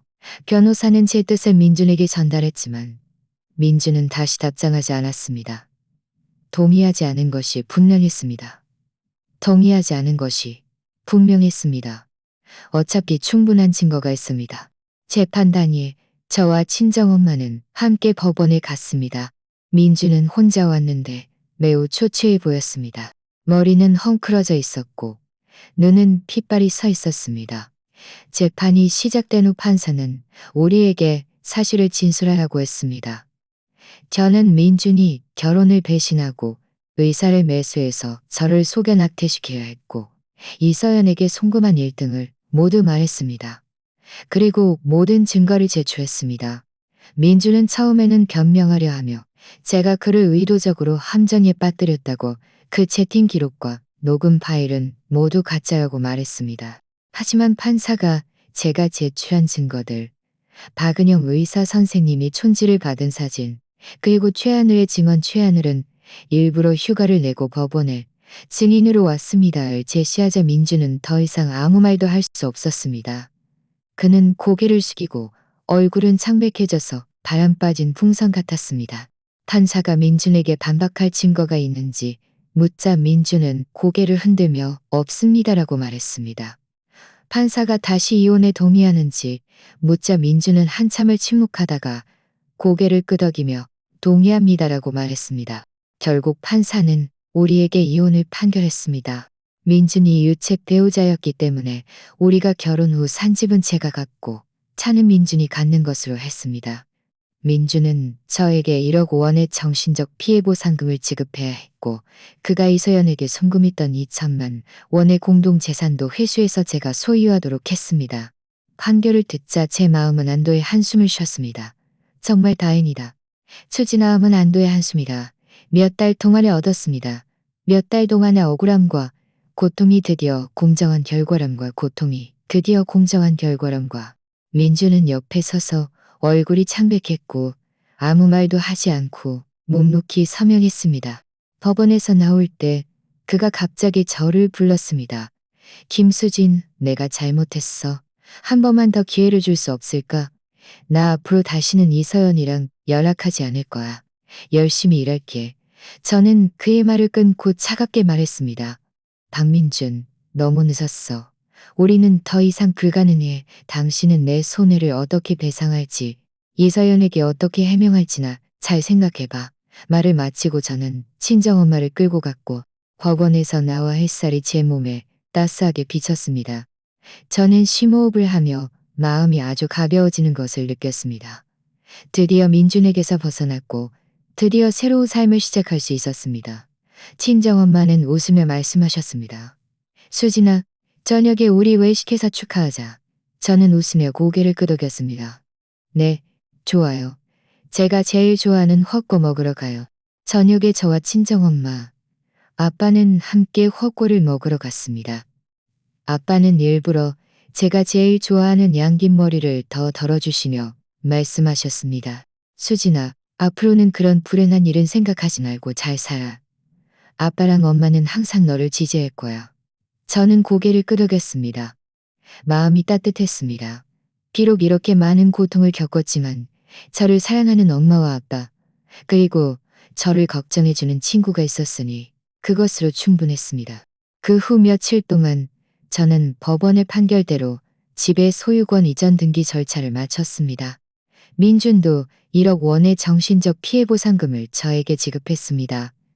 그가 이서연에게 송금했던 2천만 원은 회수하지 않았습니다.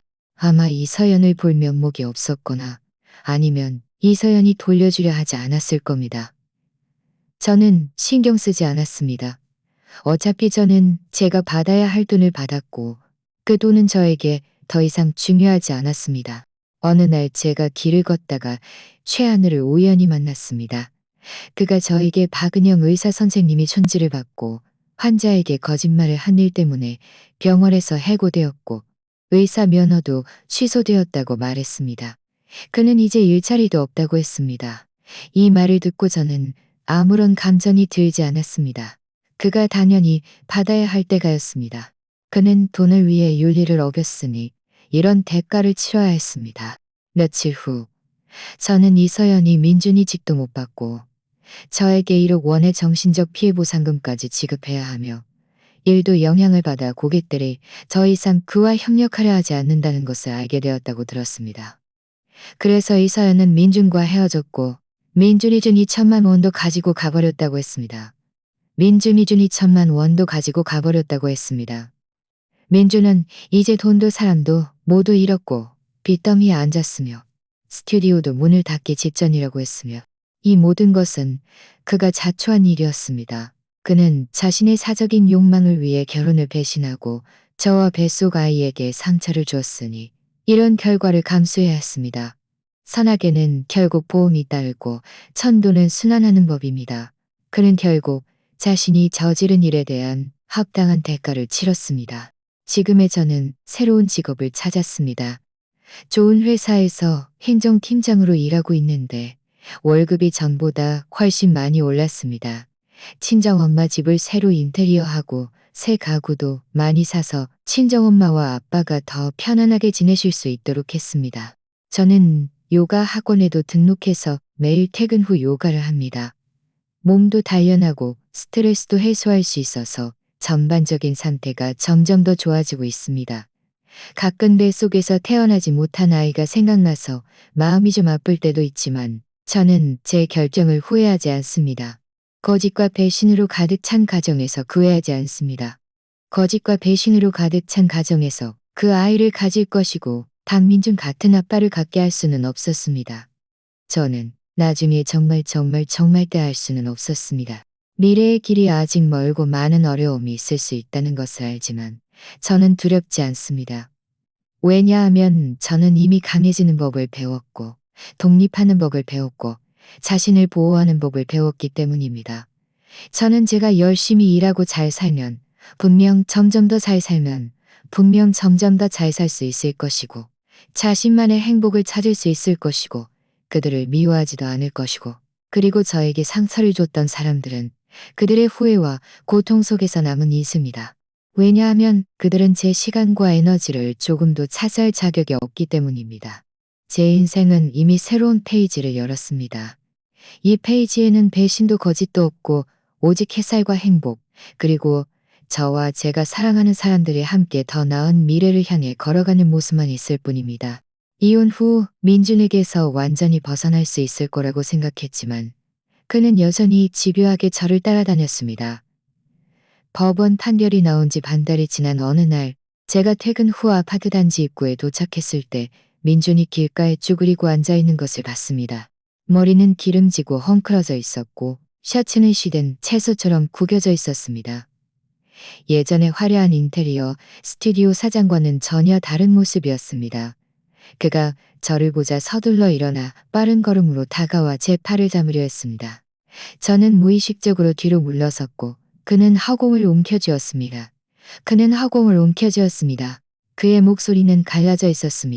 그의 목소리는 갈라져 있었습니다. 돈 좀 더 빌려줄 수 없을까? 저는 눈살을 찌푸리며 두 걸음 뒤로 물러서서 차갑게 말했습니다. 박민준, 법원에서 당신이 나에게 1억 원을 배상하라고 판결했고 당신은 이미 지급했어. 우리 사이에 더 이상 아무런 관계도 없어. 내가 왜 당신에게 돈을 빌려줘야 해? 그냥 내가 부탁하는 거라고 생각해줘. 내가 나중에 꼭 깎아는 거라고 생각해줘. 그는 당신이 돈만 빌려주면 내가 나게 덜썩 무릎을 꿇었고 지나가던 이웃들이 몰려들어 구경했습니다. 내가 예전에 당신에게 잘못한 거라고. 주변 사람들은 수군거리기 시작했습니다. 어떤 사람은 작은 목소리로 말했습니다. 저거 전에 바람 피운 남자 아니야? 왜 아직도 그 여자를 따라다니는 거야? 정말 자업자득이지. 그때 그렇게 잔인하더니 이제 와서 사람에게 애원하다니. 그의 비참한 모습에 저는 역겨움을 느꼈습니다. 휴대폰을 꺼내 녹음 기능을 켜고 쭈그려 앉아 그를 바라보며 말했습니다. 박민준, 당신이 예전에 이서연이랑 같이 있을 때 왜 오늘을 생각하지 않았어? 당신이 그분에게 2천만 원을 송금해서 쇼핑하고 집 임대료를 내줄 때 왜 오늘 같은 날이 올 줄 몰랐어? 지금 와서 나에게 애원하다니 진작에 뭘 했어? 그의 눈빛은 흔들리고 말문이 막혔습니다. 나는 이서연이 나랑 잘 살 줄 알았는데 그분이 돈만 받고 가버릴 줄은 몰랐어. 당신이 생각했다고? 저는 차갑게 비웃으며 휴대폰에 저장된 그가 이서연에게 송금한 은행 거래 내역을 열어 그의 앞에 난 어떤 돈이 앞에 내밀었습니다. 이 송금 기록들 잊었어? 3월 5일 400만 원 송금. 영양제 3억원. 3월 5일 400만 원 송금. 영양제 3억원. 지금 와서 이런 말 하는 건 내가 당신을 동정하게 만들고 싶은 거야? 구경하던 이웃들은 휴대폰 화면의 거래 내역을 보고 더 큰 소리로 수군거렸습니다. 세상에, 밖에 있는 여자한테 이렇게 많은 돈을 쓰다니 정말 어리석은 놈이네. 아가씨, 저런 인간은 상대하지 마. 저런 사람은 자업자득이야. 민준의 얼굴은 벌개졌다가 잿빛으로 변했습니다. 그는 손을 뻗어 제 휴대폰을 빼앗으려 했지만 저는 서둘러 일어나 뒤로 물러섰습니다. 주변 사람들에게 말했습니다. 그가 먼저 결혼을 배신했고 지금은 저를 괴롭히려고 해요. 저는 이미 경찰에 신고했고 경찰이 곧 올 거예요. 이 말이 나오자 민준의 얼굴은 순식간에 창백해졌습니다. 그는 경찰이 오면 자신에게 좋을 것이 없다는 것을 알고 서둘러 바닥에서 일어나 허둥지둥 말했습니다. 경찰에 신고하지 마. 내가 가출소에 몰래 잔을 건널 파출소에 몰래. 경찰에 신고하지 마. 말을 마치고 그는 아파트 단지 밖으로 도망치려 했습니다. 두 걸음도 채 가지 못해 제복을 입은 채 가지 못해 제복을 입은 채 가지 못해 제복을 입으니 채가 도망치려 했습니다. 경찰은 민준을 옆으로 데려가 신문했고 저는 경찰에게 상황을 설명하고 그가 전에 저를 괴롭혔던 녹음 파일과 채팅 기록을 제시했습니다. 경찰은 민준을 훈계하고 앞으로 다시는 저를 괴롭히지 말라고 경고했습니다. 그렇지 않으면 치안 조례에 따라 처벌할 것이라고 했습니다. 민준은 고개를 숙이고 연신 고개를 끄덕였는데 마치 잘못한 초등학생 같았습니다. 경찰이 간 후 저도 돌아서서 집으로 향했습니다. 이웃장 씨, 아주머니가 저를 따라오시며 제 손을 잡고 말씀하셨습니다. 수진아, 너 정말 용감하다. 저런 인간은 봐주면 안 돼. 앞으로 다시 그가 너를 괴롭히면 우리한테 말해. 우리가 막아줄게. 저는 웃으며 말했습니다. 아주머니, 알겠어요. 앞으로 조심할게요. 집에 돌아오자 친정엄마가 부엌에서 밥을 만들고 계셨습니다. 제가 돌아오자 서둘러 물으셨습니다. 왜 이렇게 늦게 왔어? 무슨 일이 있었어? 무슨 일이 있었어? 저는 아파트 단지 입구에서 민준을 만난 일을 친정엄마에게 말습니다. 친정엄마는 화가 나서 상을 내리치셨습니다. 저는 친정엄마를 위로하며 말했습니다. 괜찮아요, 엄마. 경찰이 이미 경고했으니 앞으로는 저를 괴롭히러 오지 않을 거예요. 게다가 저는 이제 예전처럼 약하고 만만한 사람이 아니에요. 그가 다시 오면 바로 경찰에 신고할 거예요. 그제야 친정엄마는 안심하고 다시 밥을 만들러 가셨습니다. 저녁 식사 때 아빠가 갑자기 말씀하셨습니다. 오늘 내가 건자재 시장에 갔는데 누가 박민준 스튜디오가 이미 문을 닫았고 빚도 많이 졌다고 하더라. 인부 몇 명이 이미 그를 고소했대. 저는 잠시 멍하니 있다가 이내 차갑게 비웃었습니다. 이건 그가 자초한 일이야. 그가 처음에 스튜디오를 잘 운영하고 나랑 잘 살았으면 오늘날 이렇게 되지 않았을 거야. 친정엄마는 한숨을 쉬셨습니다. 그래, 사람은 너무 욕심이 많으면 언젠가 넘어지게 되어 있어. 그가 너무 한 번에 성공하려 해서 이서연에게 속은 거야. 이제 돈도 사람도 모두 잃었으니 자업자득이지. 그 후 며칠 동안 저는 민준을 다시 만나지 못했습니다. 하지만 아파트 이웃들로부터 그에 대한 소식을 많이 들었습니다.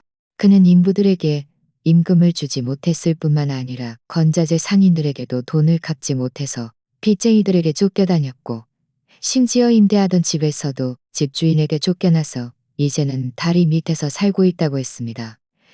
또 어떤 사람은 이서연이 그가 준 2천만 원을 들고 진작에 고향으로 돌아갔고 그와 결혼할 생각은 전혀 없었으며 심지어 뱃속 아이가 그의 아이인지도 아무도 모른다고 했습니다.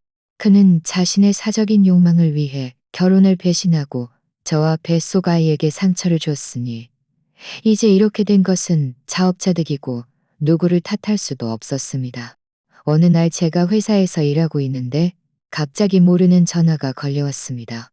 전화를 받으니 안에서 울먹이는 여자의 목소리가 들려왔습니다. 김수진 씨인가요? 저는 이서연이에요. 박민준 좀 도와줄 수 없을까요? 그가 지금 병이 심해서 병원에 누워있는데 돌봐줄 사람이 없어요. 저는 눈살을 찌푸리며 말했습니다. 이서연 씨, 당신과 박민준의 일은 저와 상관없어요. 제가 왜 그를 도와줘야 하죠? 처음에 당신이 그의 돈을 가지고 떠날 때 왜 그를 돌봐줄 생각을 하지 않았어요? 이서연은 울며 말했습니다. 그때는 저도 한때 어리석었던 거예요. 저는 그가 저에게 좋은 삶을 줄 수 있을 거라고 생각했는데 그가 이렇게 빨리 파산할 줄은 몰랐어요. 저는 차갑게 비웃었습니다. 저도 지금 돈이 없어서 그를 돌볼 수가 없어요. 김수진 씨밖에 없어요. 어쨌든 그가 당신의 전 남편이잖아요. 처음에 그가 나에게 낙태를 시키려 할 때 왜 나를 불쌍하게 생각하지 않았어? 그가 당신과 같이 있으면서 우리의 공동 재산을 쓸 때 왜 내 뱃속 아이를 불쌍하게 생각하지 않았어? 이서연 씨, 당신과 박민주는 똑같은 사람이야. 이기적이고 이기적이지. 당신들 일은 제가 관여할 수도 없고 관여하지도 않을 거야. 말을 마치고 저는 전화를 끊었고 이 번호도 차단했습니다. 전화를 끊고 저는 심호흡을 한 후 계속 일했습니다. 이서연이 지금 저를 찾아온 것은 분명 막다른 골목에 몰렸고 저를 이용하려 한다는 것을 알았습니다. 저는 그에게 넘어가지 않을 것입니다. 민준의 현재 상황은 모두 그가 자초한 것이고 저와는 아무런 관계도 없습니다. 저는 더 이상 그를 위해 시간과 에너지를 낭비하지 않을 것입니다. 저녁 퇴근 후 집에 돌아오자 친정엄마가 저에게 말씀하셨습니다.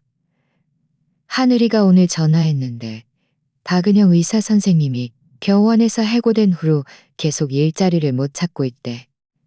그분이 전에 받았던 촌지는 다 써버렸고 지금은 일용직 노동으로 생계를 유지하고 있대. 가끔은 집세도 못 낼 때가 있대. 게다가 의사 면허가 취소돼서 앞으로는 다시 의사 일을 할 수 없대. 예전에 그분을 알던 사람들도 그와 어울리려 하지 않는데. 이 말을 듣고 저는 고개를 끄덕이며 말했습니다. 그가 당연히 받아야 할 때가예요. 그는 돈을 위해 윤리를 어기고 환자를 속였으니 이런 대가를 속였습니다. 친정엄마가 말했습니다. 그래, 사람은 양심을 지키며 살아야 해. 돈을 위해 나쁜 짓을 하면 언젠가 벌을 받게 되어 해. 박민준, 이서연, 박은영 의사 선생님, 그들은 모두 탐욕과 이기심 때문에 다른 사람에게 상처를 주는 일을 했고 결국 좋지 않은 결말을 맞았습니다. 하지만 저는 이렇게 많은 고통을 겪었지만 제 마지막 선을 지켰고 다른 사람에게 상처를 주는 일을 한 적이 없었습니다. 그래서 저는 지금 안정되고 행복한 삶을 살 수 있는 것입니다. 그 후 저는 계속 열심히 일하고 적극적으로 살았습니다. 회사에서 제 실적은 점점 더 좋아졌고 상사들의 인정을 받았습니다. 얼마 전에는 행정과장으로 승진해서 월급도 훨씬 많이 올랐습니다.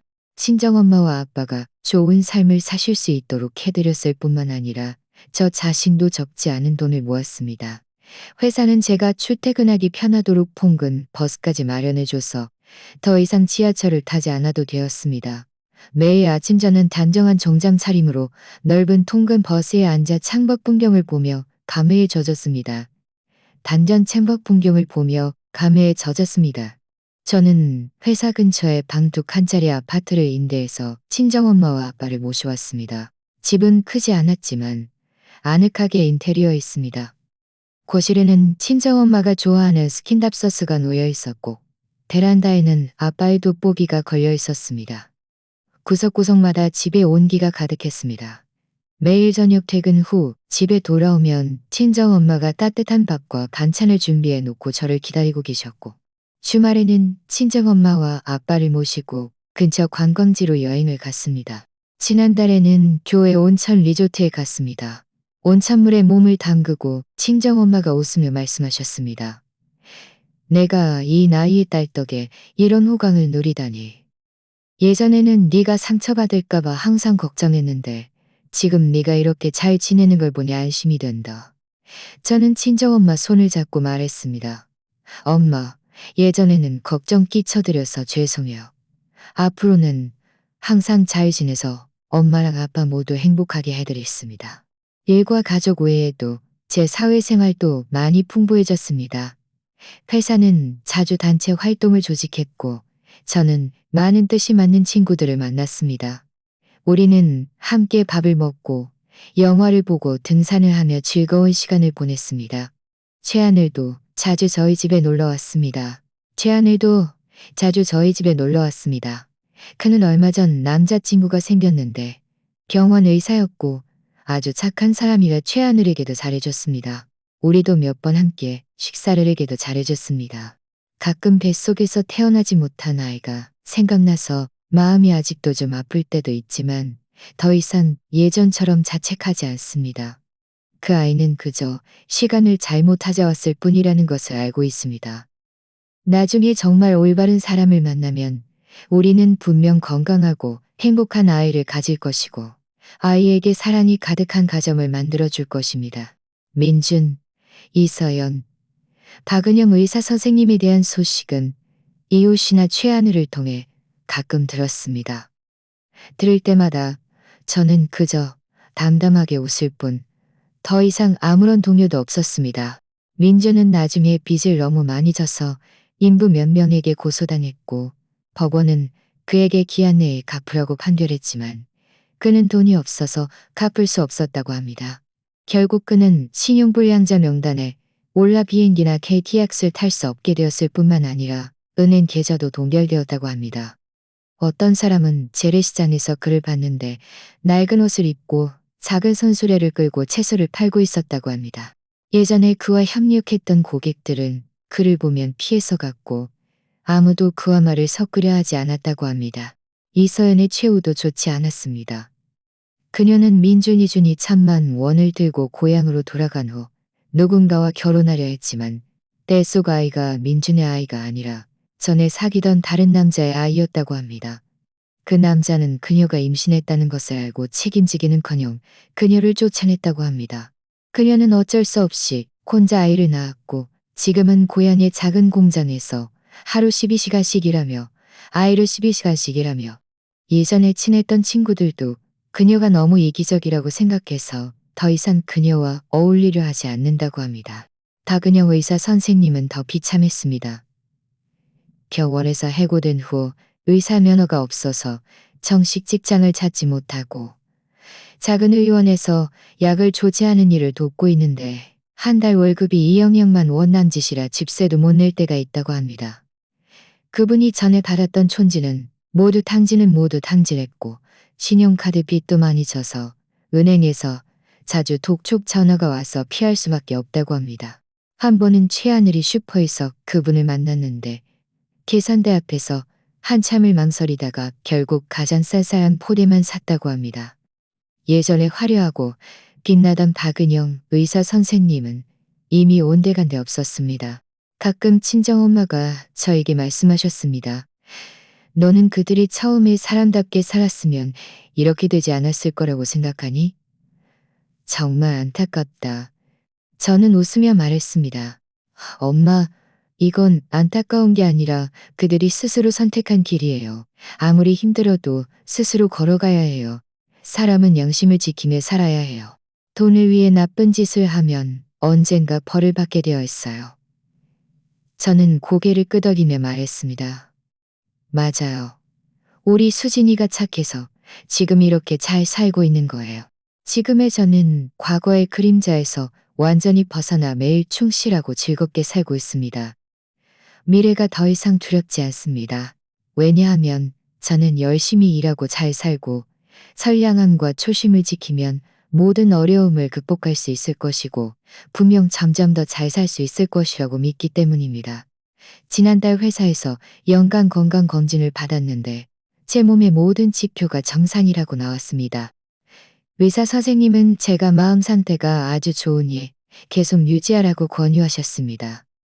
저는 웃으며 의사 선생님께 말씀드렸습니다. 네, 맞아요. 지금 저는 매일 아주 행복하고 걱정할 일이 없으니 몸도 자연히 좋아지는 거죠. 건강검진 후 저는 병원 복도를 걸었습니다. 창문을 통해 햇살이 제 몸에 따스하게 비쳤습니다.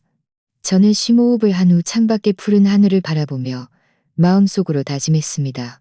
앞으로의 날들은 더 열심히 살아야 해. 나 자신뿐만 아니라 부모님도 잘 살게 해드려야 해. 주변의 모든 사람들을 소중히 여기고 매일매일의 삶을 잘 즐겨야 해. 제 인생에 아직 갈 길이 멀고 다양한 도전들이 있을 수 있다는 것을 알지만 더 이상 두렵지 않습니다. 왜냐하면 저는 이미 강해지는 법을 배웠고 독립하는 법을 배웠고 독립하는 법을 배웠고 자신과 가족을 사랑하는 법을 배웠고 자신과 가족을 사랑하는 법을 배웠기 때문입니다. 저는 제가 이 초심을 지키고 용감하게 나아가면 분명 행복의 저편에 도달할 수 있을 것이고, 그들은 제 시간과 에너지를 조금도 차지할 자격이 없고, 제 미래의 삶에 영향을 미칠 자격도 없습니다. 제 인생은 이미 새로운 페이지를 열었습니다. 이 페이지에는 오직 햇살과 행복과 희망만 있고, 배신도 거짓도 없으며, 오직 저와 제가 사랑하는 사람들이 함께 더 아름다운 미래를 향해 걸어가는 모습만 있을 뿐입니다. 자, 오늘의 이야기는 여기까지입니다. 시청해주셔서 감사합니다. 제 채널이 마음에 드신다면 구독과 좋아요 부탁드립니다.